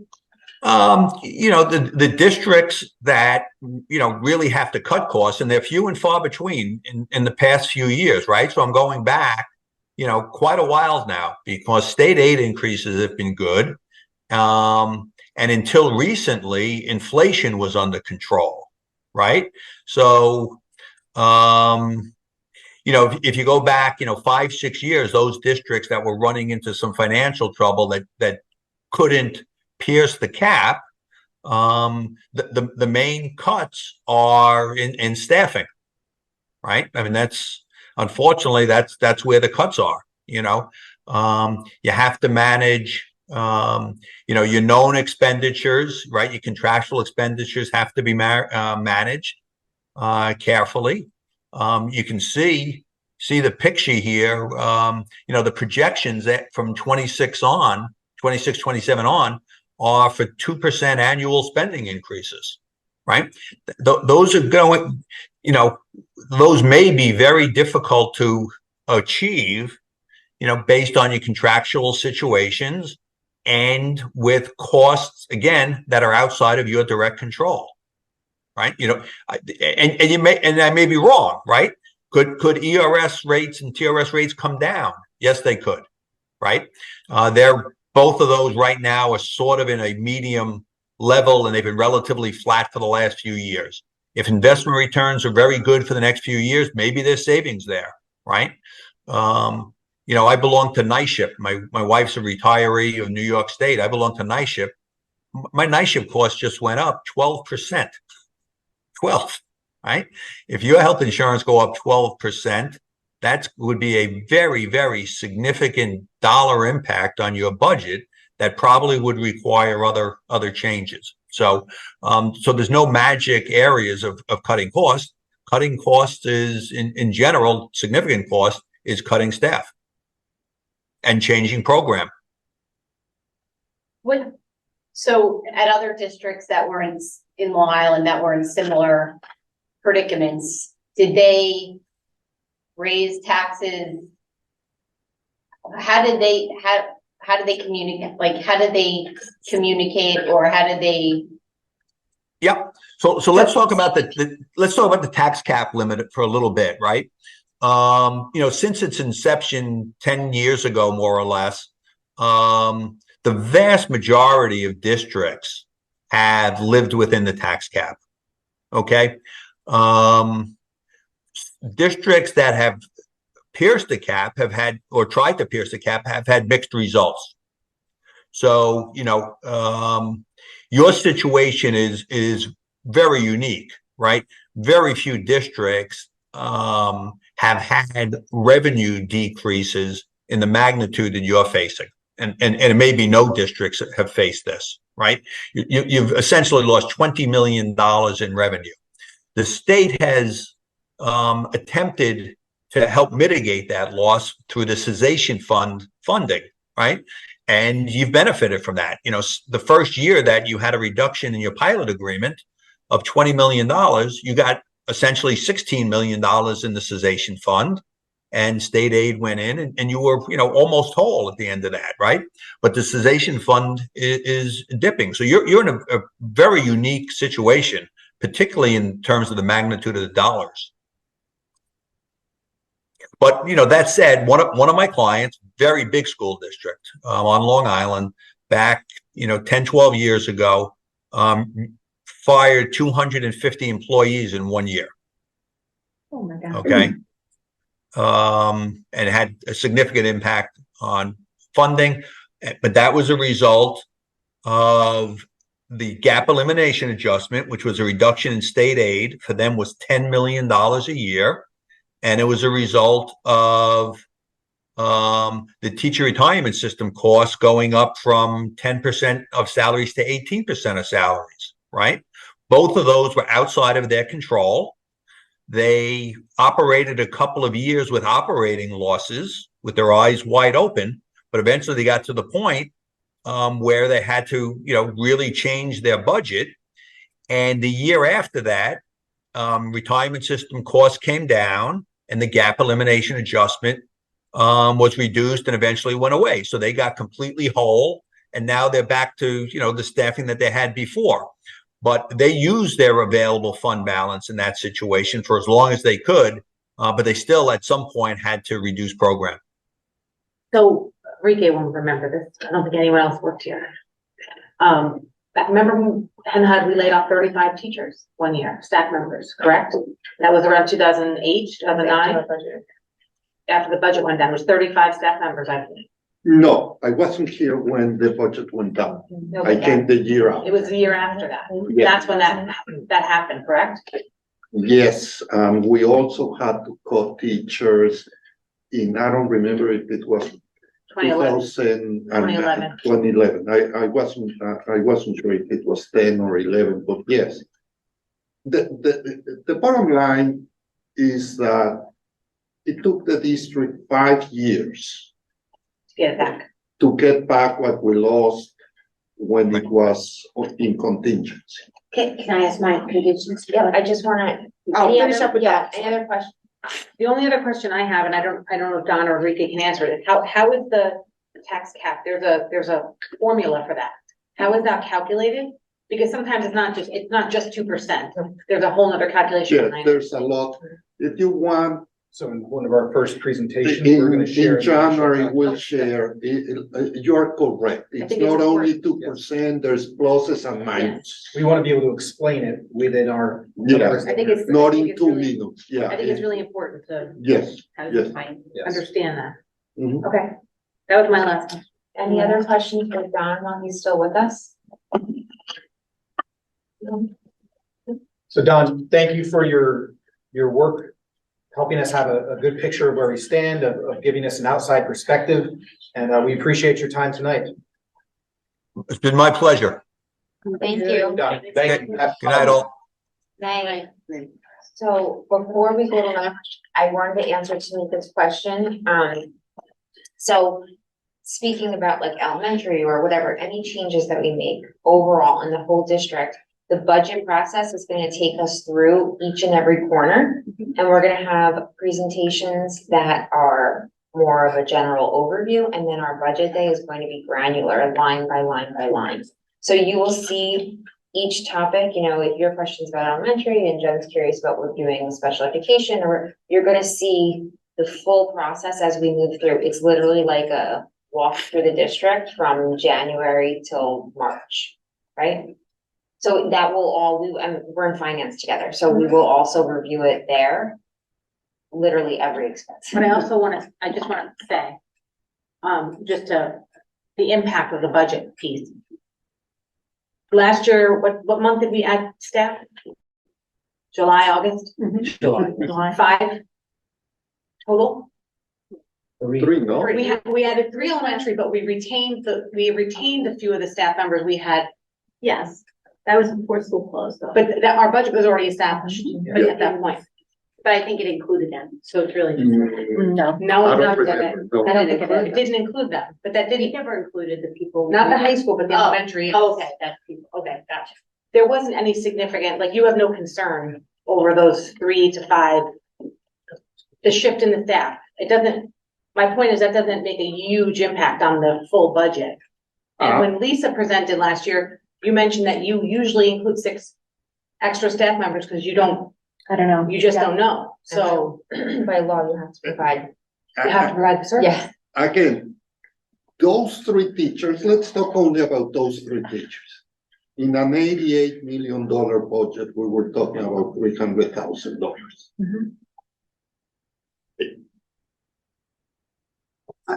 I was able to do it, and I said yes, because Dennis came and asked.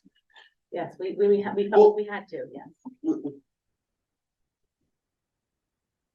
But you hope or you expect that you are not going to get a $300,000 lawsuit that, you know, there's contingencies. So when I looked at it, I said, okay, are my contingencies enough? Yeah. You know, it might be that in April, I go to Mike and I said, Mike, we need to cut something because we're not getting there because there were lawsuits, there was this, there was that, and there was that. It has never happened to me. But the fact of the matter is that in a normal year, $300,000, it's okay. I guess my question is, if we're just using estimates, I would like to just see on the budget line, like, as we're going through the budget, was what last year's was and what this year's would be. So that we have the comparisons of numbers. Just because I know in finance, we went over a bunch of different things and there were some numbers that were off there. So I would just like to see that on, like, as we're going through. What were the estimates of last year? actual. Well, the actuals, like what the actual cost was that we had, from the. Oh, yeah. Mhm. So I think we Yeah, should yeah. have that so that we can cross-reference. it. Yes, I think that's in all of our budgets. We have like what was this year and he actually puts in the actual cost and then what we need for next year. So it'll be consistent. I think it would also be helpful if that's up on board docs for the public. It is. Absolutely. It is. Yeah, but why we're comparing it? Like, I don't wanna go back on board docs and look for it. I want it right as we go along. Shouldn't there be a separate budget while we're? I think there's a whole budget. there is a, So this year, it sounds like it's gonna be different, Yeah. because last year it wasn't. If I could, Little different products. Go ahead. yeah, here's my thoughts on how we present the budget development process, because I started that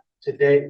We've already started it, but really the board's taking now it's starting a work session. We're going to be full steam ahead in the budget development process. Oftentimes, the presentations that occur at the monthly board meetings can make the budget development process seem disjointed, along with the fact that as we're going through particularly the superintendent's phase of the budget, there's a bunch of different data points coming in. There's new state aid runs. There's discussions on program that we may want to include. There's savings that we may incur. So those numbers fluctuate. And if you look back from 1 week to another, you can probably see a lot of those changes and it can cause confusion. So the theory is we are going to present program budgets in a way that tells the story of how we use the funding from this year that the community approved to highlight the things our programs are doing for our students, the student outcomes that those are impacting. We're going to share some major cost requests. In other words, what am I going to put in the budget for my program this year, for next year, to improve student outcomes, to support students? And at the same time, with that in mind, provide the public with a best guess, increase or decrease for the budget codes I'm talking about. Then as we get closer, having more data towards the budget adoption process, we're going to have that line by line granular look at the codes where you'll have actual spent in the previous year. We might even be able to get the current or projected spent for this year and then the proposed for next year on the granular level.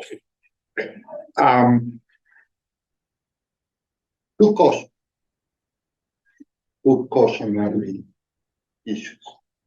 Number one,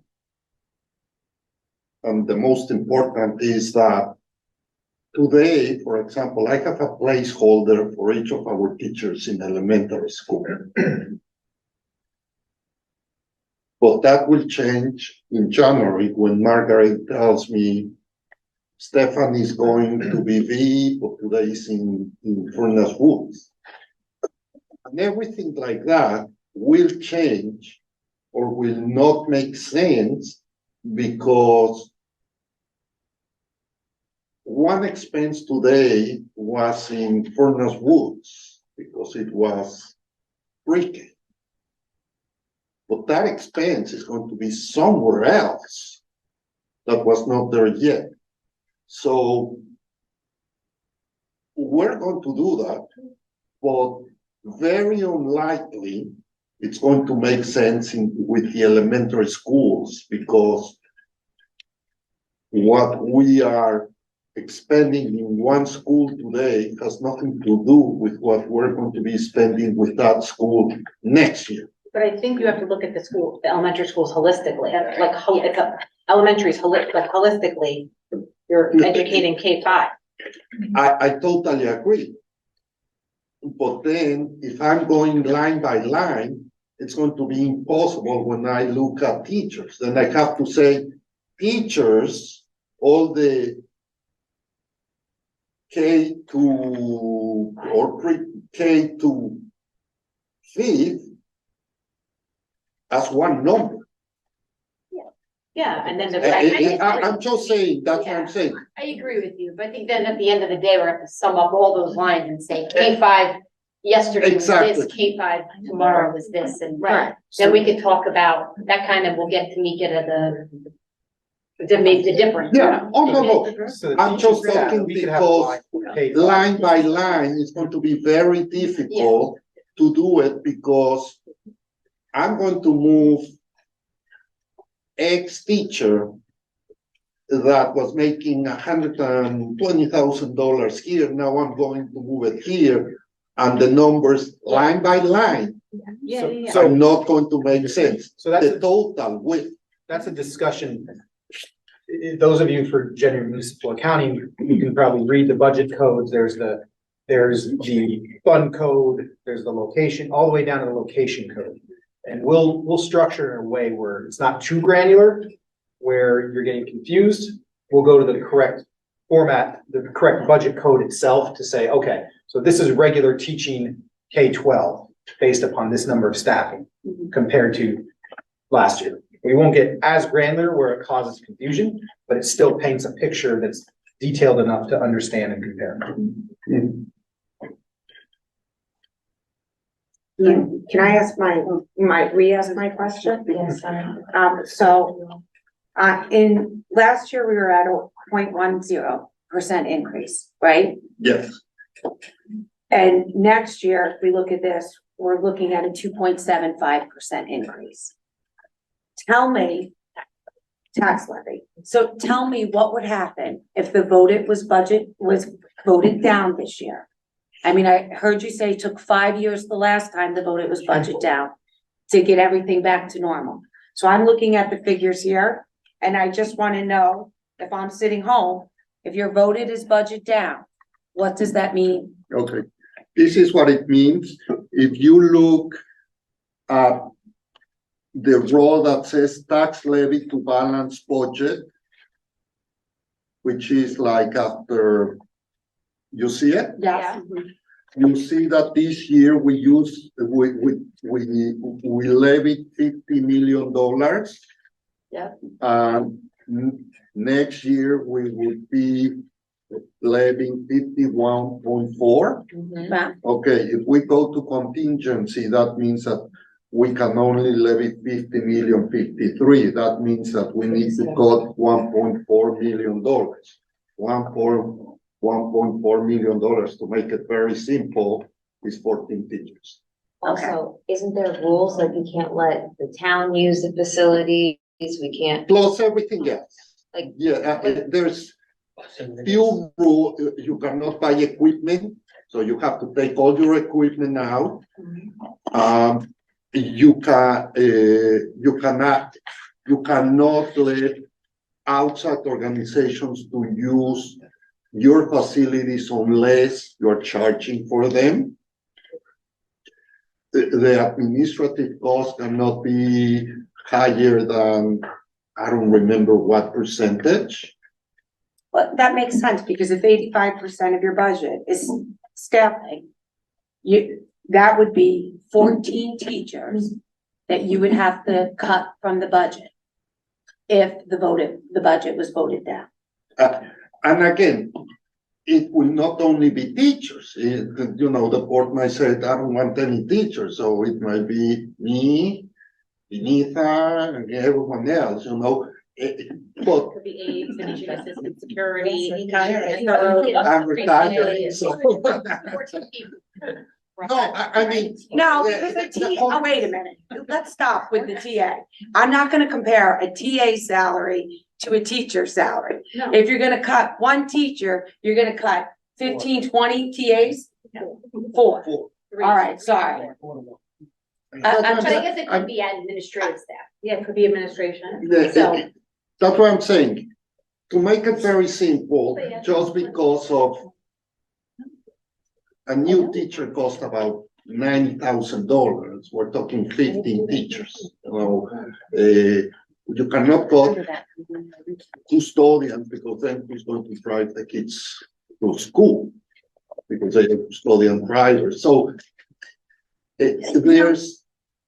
You just said a new teacher costs $90,000. And it's funny because when you look on board docs, I mean, I know this answer, but I think it's confusing for the public. When you look on board docs, some teachers come in at a higher step in salary. But I think that's confusing for the public. Like, an elementary school teacher comes in at 90,000, but then your physics teacher, can you explain to people at home why it depends on that? So staffing is always tricky, and the narrower the niche, very often the more expensive the teacher is because they're hard to find. There's a lot of competition out there. So specialties, physics is one.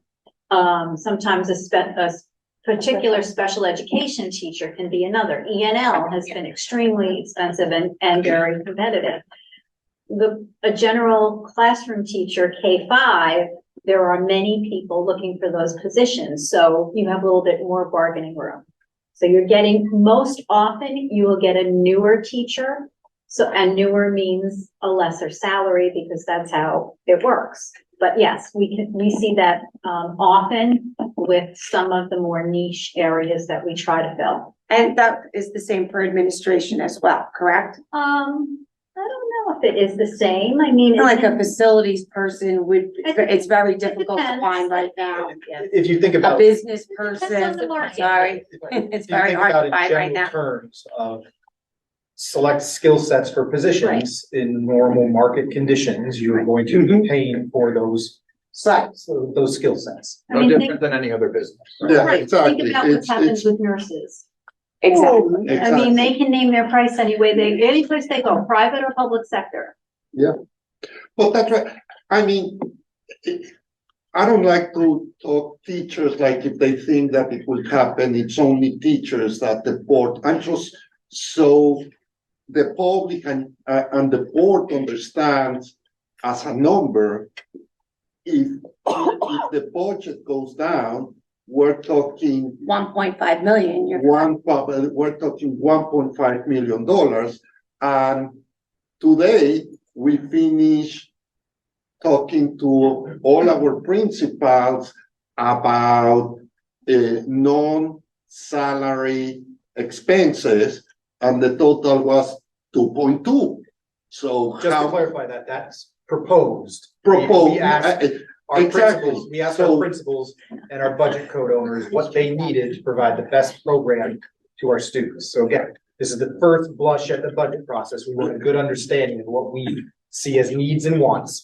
And then through the superintendent's phase of the budget, based upon conversations such as this and board direction and input, we narrow down to a number that will probably not be $2.2 million. No, but I agree with you. But it's my point is, you're not going to get $1.5 million from crayons and non-salary expenses. Yeah. That was my point. And it's not just gonna be 1.5, because then there's fixed expenses you have no control over that are gonna go up, so you're gonna need to offset those as well, right? Your healthcare cost is gonna go up, so you have to offset it. It Oh, doesn't no, stay flat.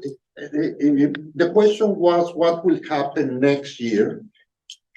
So it's just 1.5. It's just 1.5. So in that sense, when I said $100,000, because they are the 14 least senior teacher, I said 100,000 because that includes health and PRS. So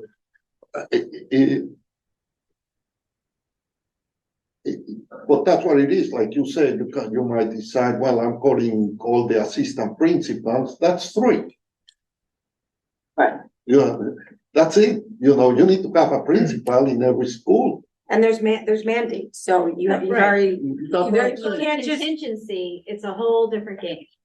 That's what how so?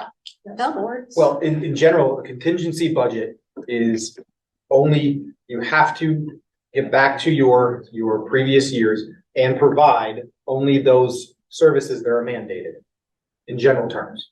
So sports law, are not by law. mandated. So sports would not be mandated by state. Our beautiful music program, there's there's a lot of things in the budget That's what that I'm are saying. not mandated. And that's where you would be cutting. But if the budget gets defeated, it doesn't mean you go to contingency. Correct. You can go back, revise your budget and put it back up. And then if it goes down? And then if it goes down, you Yeah. go to contingency. I agree totally. What's the time frame? A month. 1 month. Yeah. And again, I wasn't here, but what I was told, why the budget went down back then is because in the first round, they put a tax levy, a budget of whatever, X.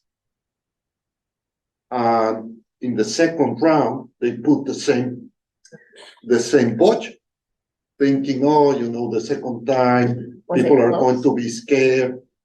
And it was, No. but that was, I wasn't here, that's what I was told. So the conversation coming out of this work session about contingency budget, it's good to have so the public and the board is aware. Because those expenditures under a contingency budget are those authorized by statutes. Those items necessary to maintain the educational program, preserve property and health and safety. And many people say, oh, you're talking about contingency, you must be talking about, you're threatening to not vote the budget. No, this is part of the informed decision-making process that boards of education have a duty to have amongst themselves as they decide about, and also to share with the public. Because But I was gonna say, just to your point though, Stephanie, that's something that we're gonna be battling for like the next, looking here, next 7+ years, right? And 2.75, not, I'm not gonna say it's not, it's an nothing in increase, right? comparison It's to nothing in six. comparison to when we get to the next 3, 4, 5, 6 years out from here. So I think that's gonna be a battle for the next however many years. So I know we agree. talked about this at audit a little bit, is like. I mean, this is, how do we, you can have this conversation every single year and worry about contingent budget? Or you have one big tax levy and then the conversation goes away, because now you get voted and I'm just No, saying. but I'm I'm just just looking saying, at what like- that kind of levy would be. Because this is gonna be a conversation we're gonna have for 8 years. You're right. If you don't, Yeah. Or we have a bigger one. what Plus, happens? we don't though know when what you happens have a after whole that. lot After of that, people? Yeah. What happens to, like, let's just say that in 2 years you decided that you're just gonna do, let's just get there Say quickly. 8, 10, whatever. Right, but what do you do when people can't pay their tax bill? Because we learned this week that the town of Portland essentially like has to pay us, and it's a whole big process. Our whole community would be hurt by it. So it's a real fear, And Jen, it's not just school taxes. Their town taxes and their county taxes are going up I'm as just well. saying, it's a conversation, I mean, taxes always go up, they never Yeah, go down. but they're also gonna be going up because of Indian Point. It is not the town, No, Portland, those already, our taxes went up for, I think we're done. so Buchanan is We're done. done. yeah. But we if have we're a, talking percent wise, if you take a bigger hit cause then you at an pay, earlier time, yeah, you might actually be paying more in these because percents are rate, right? So 5%, then that number goes up exponentially, right? Yeah, 5%, it's and then just it's the 6% people's on that. incomes go up a little bit, right? It is kind of sort of, but then if you, yeah, I'm just looking at it, and I'm not saying to do this, but I'm just saying mathematically, if you do that big hit at the beginning, Mhm. and then smaller ones, over time, it might be less. But you have to have disposable income for that. Yes, yeah. Like anybody on a fixed But- income is not gonna be able I to pay their mean, bills. realistically, 5% followed by 6%, followed by 5%, 6%, 8%. But you're It's gonna always have hard, that yeah. because Somebody's the station, that going $2 million to- is coming out every year. And Enrique, I think 25, 26 is when the bond payments are also due. So that's why there's that jump in using the funds in there too, right? Yes, So- and you can look at it by seeing that your budget will increase to 4.21. Because that's when we start paying if we do a capital project, that capital We also project. think- So, by the way, so all of you know, and the community, I'm including in these projections that we're going to do a $30 million capital project. And we start paying it on 25, 26. We're also like these projections, as we all discussed, like it changes constantly. We're assuming that we know 29, 30, 30, 31. We don't really know, right? We could see declining enrollment and we could have 100 students per grade and far less staff. So we don't really know what's to come. And honestly, We just project. when we started this conversation, there were more kids in seats. So the high school had 800 kids, the middle school had 600 kids, right? We had 12 or 1,300 in elementary, like, we have dropped off. And in doing that, we haven't really cut. We Any. haven't. We said, We haven't cut anything. In fact, we have. if you look more at your staff. teacher staff and you look at a comparable district, when they had the same amount of teachers as us, they had 988 more students than us. We have not cut. No, we haven't cut anything. So, I mean, we tried a little last year, but We still, didn't cut program though, What- at all. We did not cut a thing. No, but Steph. I'm not talking about any program. I'm just talking about you never decrease staff as your enrollment. No, we rolled over every year. You rolled over, and you're down 988 students, and you have the same staff as someone who has. Maybe more. Actually, you're probably even more. So that's like, when we do the budget process and we're looking line by line, we should also be looking at, section counts and butts and seats. We At really secondary, should, it has to be at secondary and at middle school. We need to look at all of that, and you know what? Maybe these projections go down some. I think that And I am not talking about cutting program. Efficiencies, you're it's- building efficiency. And in building efficiencies, you might have to reallocate staff. You might take it from here and you need it from over here. We can't just keep rolling over the staff if we don't have the students. Do you mean like support staff to give? like, Yes, help in kids? elementary to help kids. In middle school, you might be reallocating your positions where you need them. And we've cut a lot from our elementary schools for many, many years. Absolutely. It's bare bones. It's I mean- time to really look. I mean, it's been a pinpoint focus there.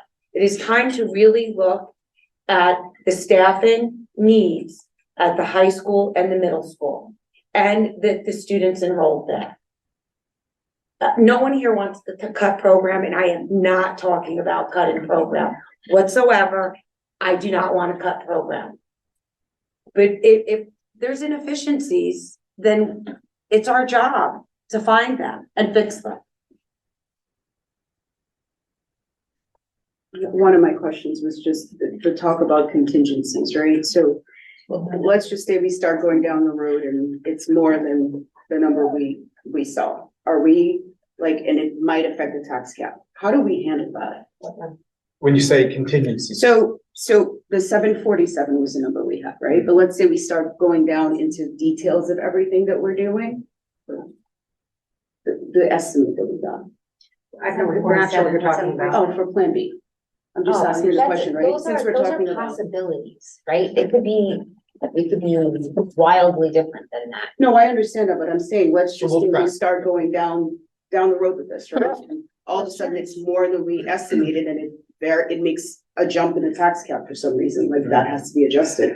Are there gonna be contingencies in place for that, like if that comes up? Sure, so some expenses will come from this year's budget, and then some will come from next year's budget. So we hope to calculate as many of next year's expenses associated with implementing the new policy as we can. So for instance, if we know the move is if we know we're going to hire movers, and we know that's going to take place, part of it over the summer, part of it before then, we would use our best estimates within building next year's budget to present that as an expense.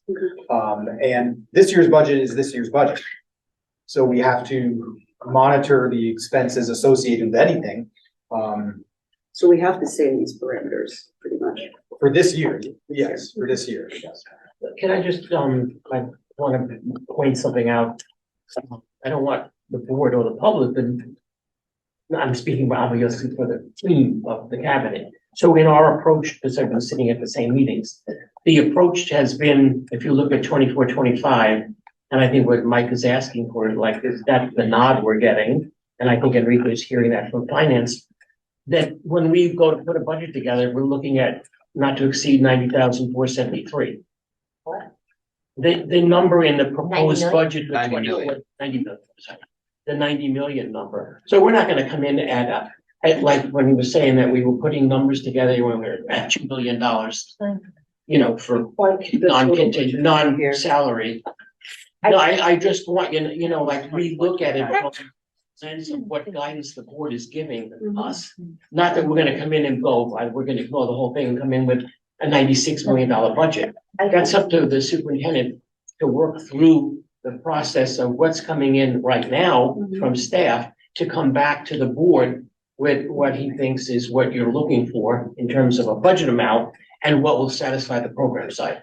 So I think that what we do need to know, what you guys said you're gonna show us, is I can't really tell you because 2.75% budget increase. I don't know what the formula is to decide where we are in terms of the cap, because the calculation is different. I would like to be where we are just a pinch under there if we can. I know that we're waiting on confirmation of state aid and it could be a little bit different. Even a little different could drastically change our situation. So I can tell you for myself, and I think my finance committee, that we would love to be right there. So as But we also don't want to put the district in a hardship in terms of program, right? So we plan Because the less you take Right, or today, if the you don't less you take get the hand, tomorrow. you know what I'm Right. saying? Right, to go to Amelia's point, and Jen before, if we don't go, every point you save is a point plus tomorrow's 2% on top of it that you can't recover. Yes and no. Well, no, because now you're starting off at a lesser Lower. number, so it is. So we started off this discussion, which has been a fantastic discussion and informative for us as a cabinet, saying that we build our budget based upon a perception of the board of where they want us to start. And what I'm hearing is that the sense of the board that we would like to present to you a budget when we first present that does not exceed the tax cap. If possible. Well, the possibilities that we can present are wide. Right. So if you're saying, come back to us in January with the tax cap calculation and of what we best know, but do not exceed the tax cap in that, but also know what we might be able to get if we do exceed it. Yep. Is that the direction you'd like us to Yes. head in for the initial start of this superintendent's phase in the budget? Yes. That sounds good. Okay. But can you redo these forecasts, I think, with the adjusting how we look at the general fund, so we can actually see, like, if we really want to we really wanna, I don't know, we really need to decide how much money we wanna have in reserves at the end of the day. So that, I mean, finance needs to talk about that because we need a projection that shows, And to make sure I understand, you're saying that at the end of 2031, $10 million. we only have 2.6. And we should have 10 So million. how do we adjust these projections so that we don't end up with only 2.6, that we end up with a bit more? something more. So there are two. And you only have 600K each year, the 2 years prior to that, right? Yeah. So there's two Yeah. different, Taxation is going. this part of the story is, so the projections are one part of our story. That's long-term financial projection. The budget that we're developing will, until we have a finalized budget, it's not gonna really impact the projections. But what we can do is if you give us direction as you are right now, because as Enrique and Don said, there's varying perspectives on how we want to approach this. We're gonna need guidance from the board on how we want to get to the point in 2031, and where, so that's a decision that would be helpful as well too. What I just thought about too is maybe it's an adjustment of how much we're applying each year. Because if you apply less of your unassigned fund balance, you'll see the tax levy go up, but you'll see more money here. And that's essentially what you're saying, is that we really need to have. Yeah, at the end of the, that's right, so it doesn't, and that, it could be that we're using less of the general fund, and so that means our tax levy is gonna go Because we want up, to hold on to more of it. because we wanna hold on to more. of Yeah. it. Yeah, but I think like, we need to, and I agree, but I also think at some point, the conversation becomes one, Yes, it does. because We we have a need to better think idea of what the about, budget is. right, we How- have to think yes. about when we decide on today's budget or next year's budget, what does that actually mean for the following years and the following years? We don't wanna kick the can down the road, like, Yeah. you, like. We have to Ah, get Steve, prepared. okay. I agree, but your one-time cost is not really gonna impact this budget. It's your reoccurring cost. The I agree. reoccurring costs. And I think that we know what our reoccurring costs are, and I think as we look at that and analyze it, that some of these projections would go down. And we don't know those costs yet though, because they haven't went through all those. I'm talking about your staffing and your overstaffing issue. So, Dude, Well, if and we're we also need gonna more be doing- teachers, right? We're gonna be doing, We're talking about secondary. Okay, gotcha. we need more teachers. Where do we need more teachers? No, I'm saying if you needed more teachers for the elementary, but she said she's talking about the secondary. I think you were. I'm talking talking about about- secondary. I didn't think we needed more teachers for elementary. I think there was And then a plan B We had had one. two. one or one two teachers. It was special ed, It No, might, it might Might be, be. it might be me, hello? and we might. I need that. promise. And you always have 6 or 7 in your budget. Don't worry, it's a might. It's a might, right? Yeah, it's until we're finalized with numbers and where everybody falls. It depends if we get retirements, do we have to refill them? So there's a lot of ifs until the end of January. Right. And if UPK outsources, right, that's a whole nother component of this that has people that we're paying for that would shift things. And then actually, in January, you expect to get some better numbers for state aid? Yes, Well, I that's- think. We expect. Yeah. Yeah. And next, they just- As long as New York State. April wanted cooperates. to do Yeah. that, Well, that would be good too. Oh, yeah. probably won't know. So for the board's edification and also those watching at home, our funding's a major source of our revenue fund comes from state aid, and their budget cycle doesn't necessarily coincide with our budget cycle. It actually is not in a good side. So as decisions are being made, we're going on the best information we have from the state, who oftentimes goes well into their deliberation process when we need to have an adopted budget. But we'll give you the best information we have. out of them. I have a question that just popped in my head, speaking of UPK. When will the public have a better understanding or of what's our plans for next year for UPK so that people can budget? So in between all of his work that he's doing on the budget, I've also asked Enrique to work with Margaret on starting the PK RFP. And Margaret and I are meeting with some potential partners to answer some of their questions that have reached out to us.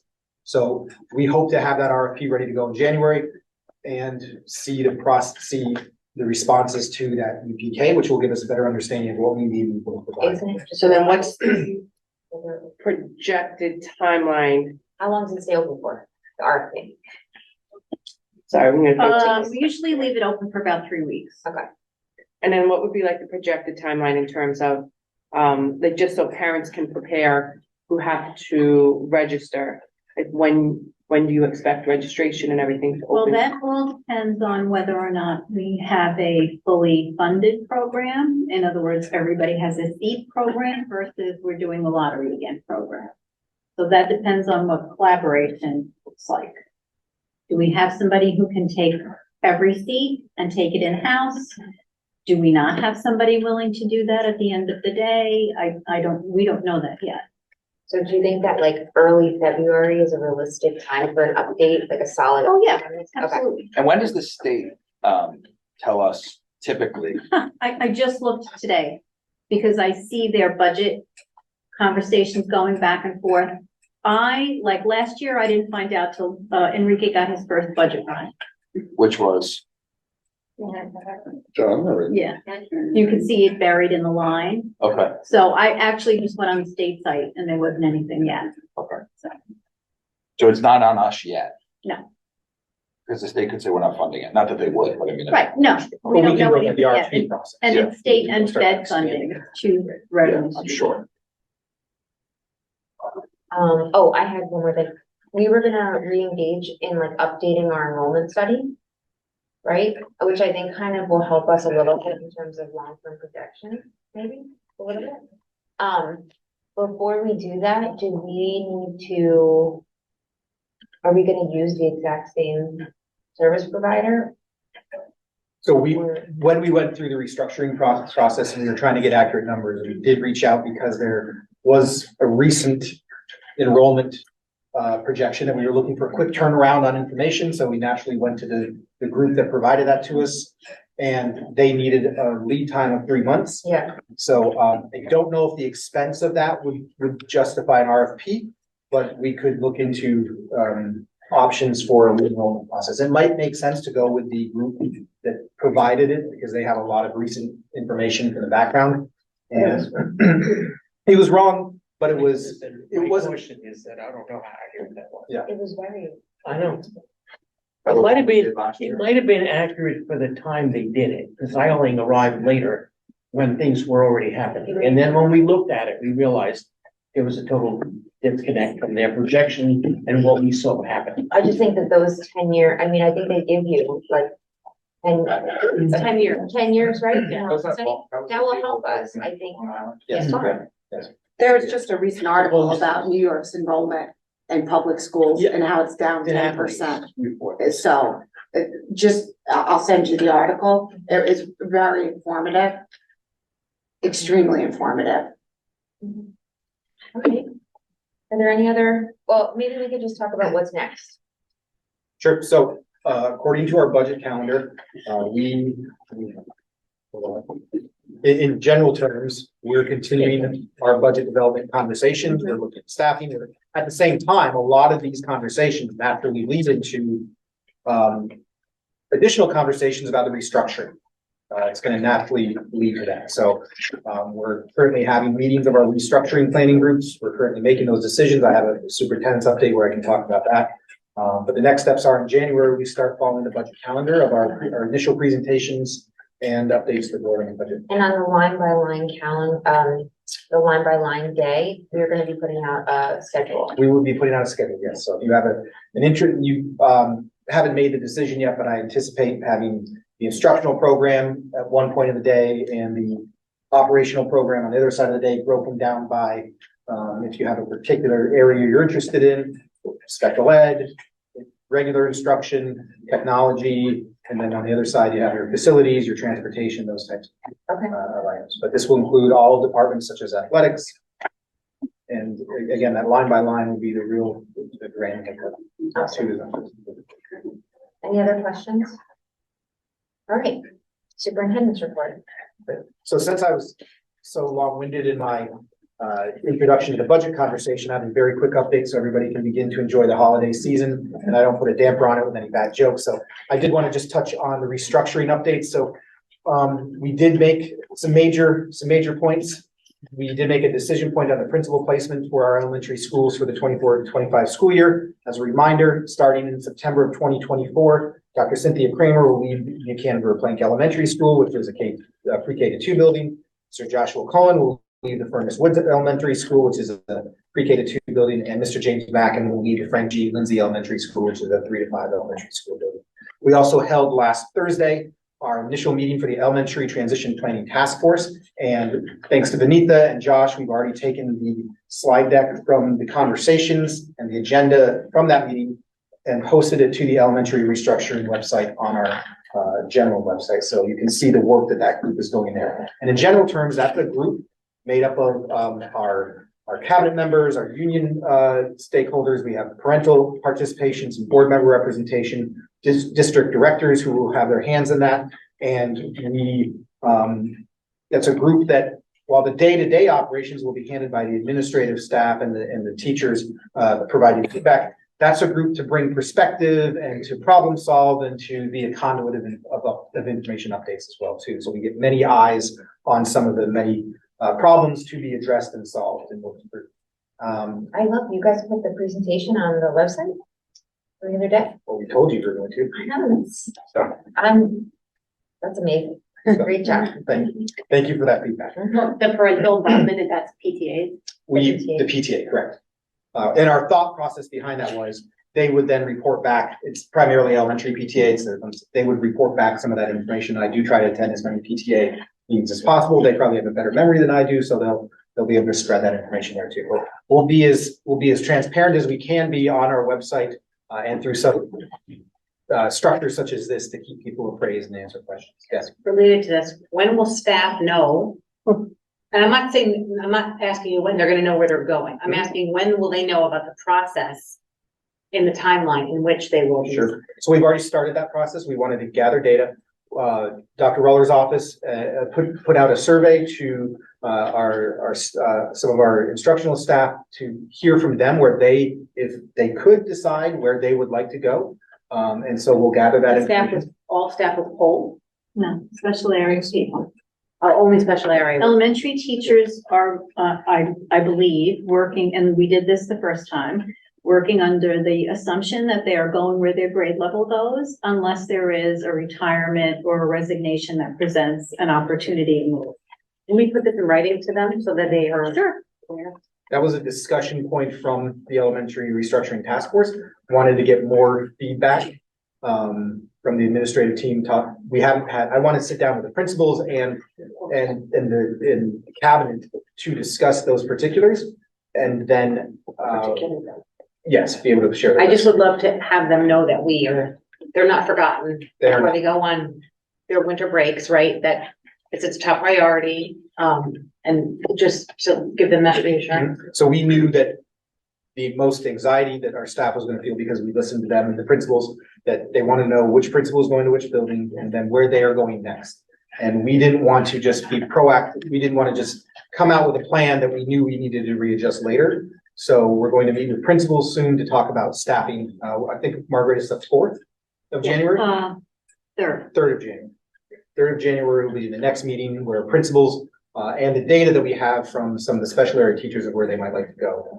And then, of course, the next step is schedule, what that might look like. At the same time, how do we design a program with considerations of the opportunity we may have to design a high quality pre-K to 2 program in place. Excuse me, my computer locked up. Oops, there were no inquiries from the public to follow up on from last meeting, and it's that time where I have to do what my wife says and tell my children if they're watching to go to bed. All right, any questions? All right, let's move on to our policy readings. I know we have 2, is that right? 2. The first is, and Erica, I'll turn it over to you, is the workplace violence prevention policy 8130.2. This is a brand new policy. Policy 8130.2, workplace violence prevention. The district is committed to establishing and maintaining a safe and secure workplace for employees. Workplace violence is a safety hazard to the district, its employees and everyone in the workplace, and will not be tolerated. All employees are expected to work together to create and maintain a safe and respectful work environment for everyone. Workplace violence is defined as any physical assault or active aggressive behavior occurring where employees perform any work-related duty in the course of their employment, including but not limited to an attempt or threat, whether verbal or physical, to inflict physical injury upon an employee, any intentional display of force, which would give an employee reason to fear. Do you want to get to the workplace program piece? Yes, yes. Any wrongful physical contact with a person without their consent that entails some injury or stalking an employee with the intent of causing fear of material harm to the physical safety and health of such employee when such stalking has arisen through and in the course of employment.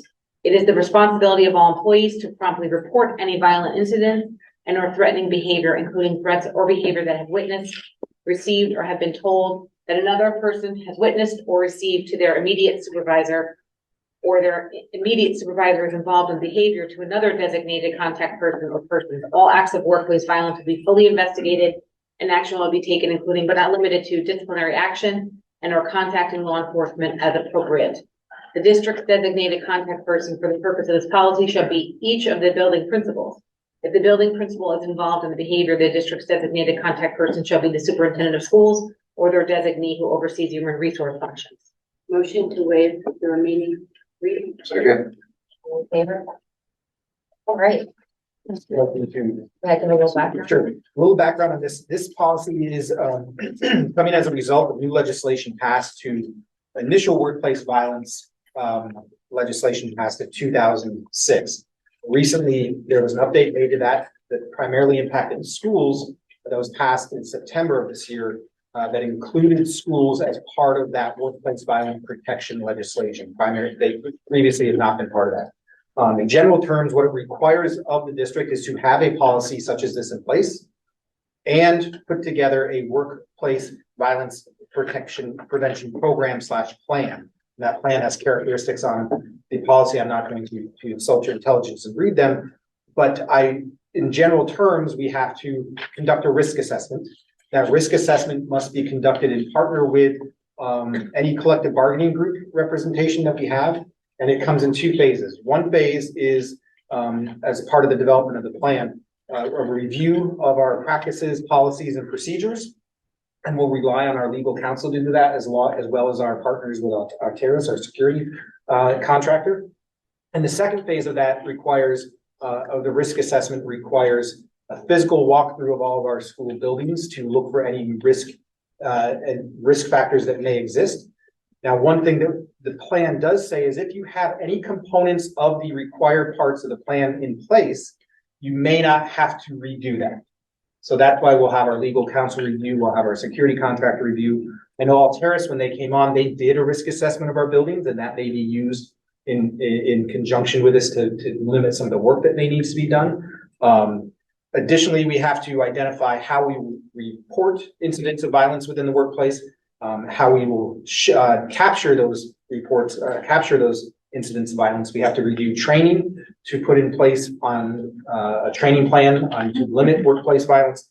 And we also have to schedule an annual review of the entire plan itself. So that's the work that's being done. We had our first meeting today, and we have a plan going forward that by the end of March, we anticipate having the risk assessment portion of this plan completed, which can inform the other required parts of the plan. So you probably should have done that quicker by just reading the policy. But No, thank you. Great. Okay, so we will bring this back in right after the new year. Great. All right. This is illegal. This is the wording, but this is illegal. We have to have this done by, and we have to have it voted on by January 4th. The policy committee wanted to make sure that the community had enough time to process this, read it, bring us any questions. We'll be approving it on January 3rd at a special meeting. Well, We had to add. we'll come to hopefully approve it. Well, on January 3rd. yeah, I mean, it's legal, so I don't know if we have much wiggle room there. But if there is time, any policy that we write, just so the public understands, any policy that we write, the purpose of the time in between to approve it is to get feedback. Because we can still adjust it if necessary. So we likely approve them, but we do look and want feedback from the community. And then also, Eric, I think before we read them, besides NISBA language, we also have our legal Yes. reads most, if not all of them, particularly any changes we make to NISBA wording, right? Mm-hmm. So that's all goes through legal review before we present it publicly also. Question, and this is, so it says intentional display of force. How is that judged? Like a student who may not have full control or understanding of what they're doing or saying. So that's a concern that many educators have about the change in legislation. Yeah. Because a lot of our current existing practices where we still try to address violence in our schools but you bring up a good point. Many behaviors can be caused by a different ability, and that may affect your behavior. So this legislation is going to have ripple effects that we have to really see how they play out. Yeah. There's major concern, particularly in the area of students with disabilities on how. Yeah, I just don't want to be, well, number one, discipline kids that don't really, they don't really understand what they're being disciplined, or having to send our, students elsewhere because we think that now they're a safety risk. And are they really? I'm not, I don't know. It's really gonna be something that we have to discuss in depth. I'm hoping Mike invites me in when we get to that piece to have those conversations, because I think it needs to be explicit. Because if not, like you said, a lot of our students won't be here at school. They'll be in another placement. which just means, right, we won't have teachers teaching them either, right? Like, So as part of the risk assessment process, I said there was a document policy review. We'll share that with our legal counsel. They're going to do they'll do I don't want to say audit, but a report findings on if our current structures in place align to the legislation as written and the policy. There's a threat assessment protocol coming into play here too. Yes, yes. And great point. We did some of our staff did some fantastic work to bring further cohesion and alignment and ease of use of our comprehensive threat assessment practice. Which is now 100% based on national standards. Correct. Above and beyond that in some cases. Great, thank you. The next policy is the student fundraising activities policy 5251. Carmen, is this a new policy or a revised? This is a Revision. This is a revision. Revision. First reading. Thank you for refreshing my memory. Okay, so I think I should read this one all the way through. Policy 5251, student fundraising activities. The Board of Education is legally responsible for the approval of all student fundraising activities. Since the board is primarily a policy-making body, it delegates the authority for the selection of materials to administrators under the leadership of the superintendent of schools. All fundraising activities must be voluntary, and no direct solicitation of students is permitted on school premises during school hours. However, the board will allow the following forms of indirect solicitation: the sale of goods, services, or tickets to an event, social, musical, athletic, etc., where a portion of the funds go to a charitable purpose. The recruitment of students during school hours to participate in fundraising activities to be conducted off school premises and or when school is not in session. School personnel are permitted to hang posters or distribute flyers notifying students of these activities. However, school personnel may not act as a conduit and collect funds from students on behalf of the charity for which they are recruited. In the placement of a bin or collection box in a hallway or other common area for the voluntary donation of food, clothing, or money. Additional factors to be considered when granting or denying approval to outside non-school organizations wishing to conduct fundraising activities are: 1, whether the group has regional or national recognition. 2, whether the group directs at least 80% of its expenditures to charitable program activities. 3, whether the contributions will benefit district students or residents. And 4, the number of organizations raising funds for the same purpose at the same time. Off-school premises, fundraising projects in which students canvass the public off-school grounds in connection with school events and school-connected fundraising activities will be kept to an absolute minimum. Elementary students are not permitted to solicit funds on a door-to-door basis.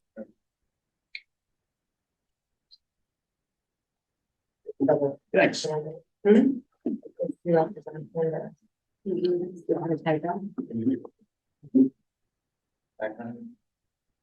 Yeah, Mike, you should provide a little background on this, and I have a couple questions. Little background on this policy. So this gives direction into what type of student fundraising activities we can support and approve. Without, in absentia of this policy, there's really no basis to fairly approve or disapprove any organization that would like to fundraise or solicit our students. So I think we can all agree on some organizations that we would like to do that for and provide that opportunity for PTAs, some of our charitable organizations that support community efforts. But as a superintendent, it was coming through me and I had to use my best judgment, which is a slippery slope.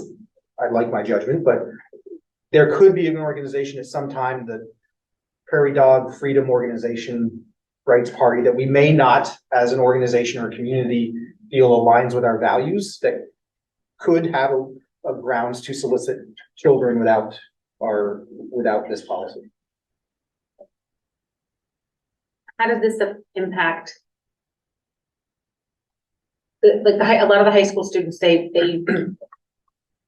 sell candy bars, they sit in the cafeteria and they sell, I think we're covered there.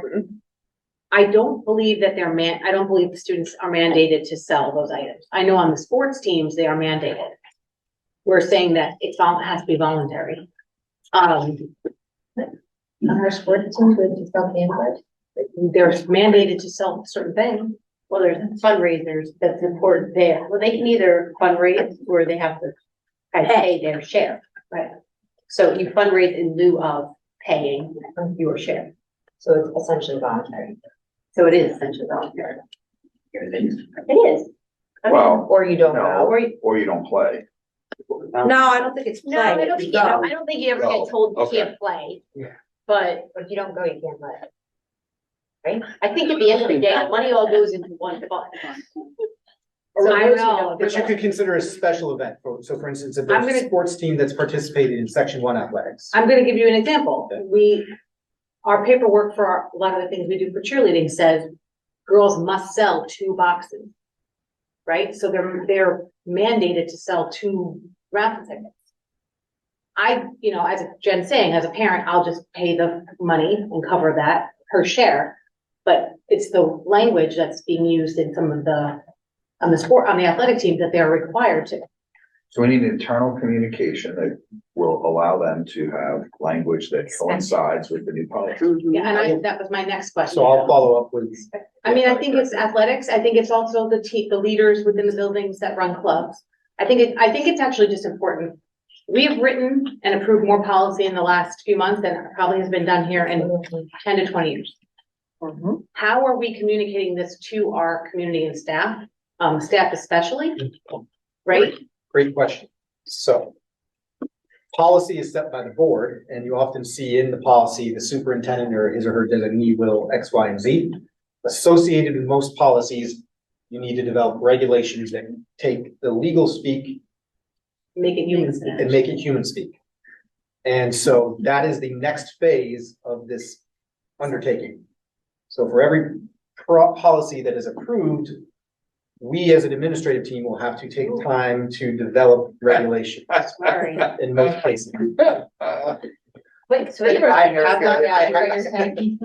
cannot tell you to slow down on that. I can tell you I've been here 8 weeks and I have not had a chance to dive into any of those. So do you at least, Good thing. can we at least inform the staff of the new policies that have term? Maybe we should at least start, Yeah, maybe with a link to the policy. yeah. The ones that are specific to. I would say just share them. Well, I mean, I have a list. Could you share that with me? I have a list. I will spread the. Carmen and I have a list. I will utilize our administrative team Yes, to. it's September. You're in the folder, I think, right? It's in the folder. Yeah, there's a couple different ways. I'm monitoring it, in a spreadsheet. We're monitoring it in that spreadsheet.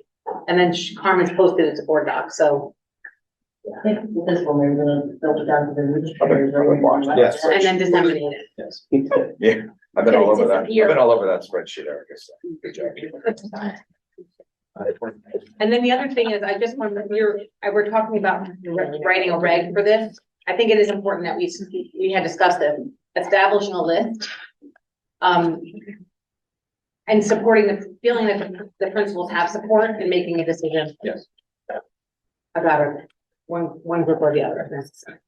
But the goal here is not to limit, it's just to set guidelines. Correct. I would say, right, not limit them with predatory groups also that could now not be welcome. And it alleviates your office because you're delegating some leadership to the building. Correct. So the turnaround time could be a lot faster too. Correct. Right. Any comments, new business? So policy met, but there's not much to update you on. Audit met, We did that. yeah. Facilities and safety are not met yet. Safety's tomorrow. Safety's tomorrow, facilities is January. Finances for meeting. We just forever. And everything we do is gonna be presented here. Yeah. Tomorrow. There, Yeah. yeah. District-wide safety. District. Not the board staff. With the board, so. It's not on my time. I looked at I think it's on the Monday. meeting order. I didn't find mine. Yeah, I got a reminder, yeah. Yeah, it's here. All right, So it's tomorrow. So we're not actually closing the meeting, because we have to go back into exec, so I need a motion to move into exec, so Motion to that we move can into exec. finish our previous discussions around negotiations and personnel. You get motion, Tamika second, all in favor? Aye. All right, so that is it for our public session. Have a good one.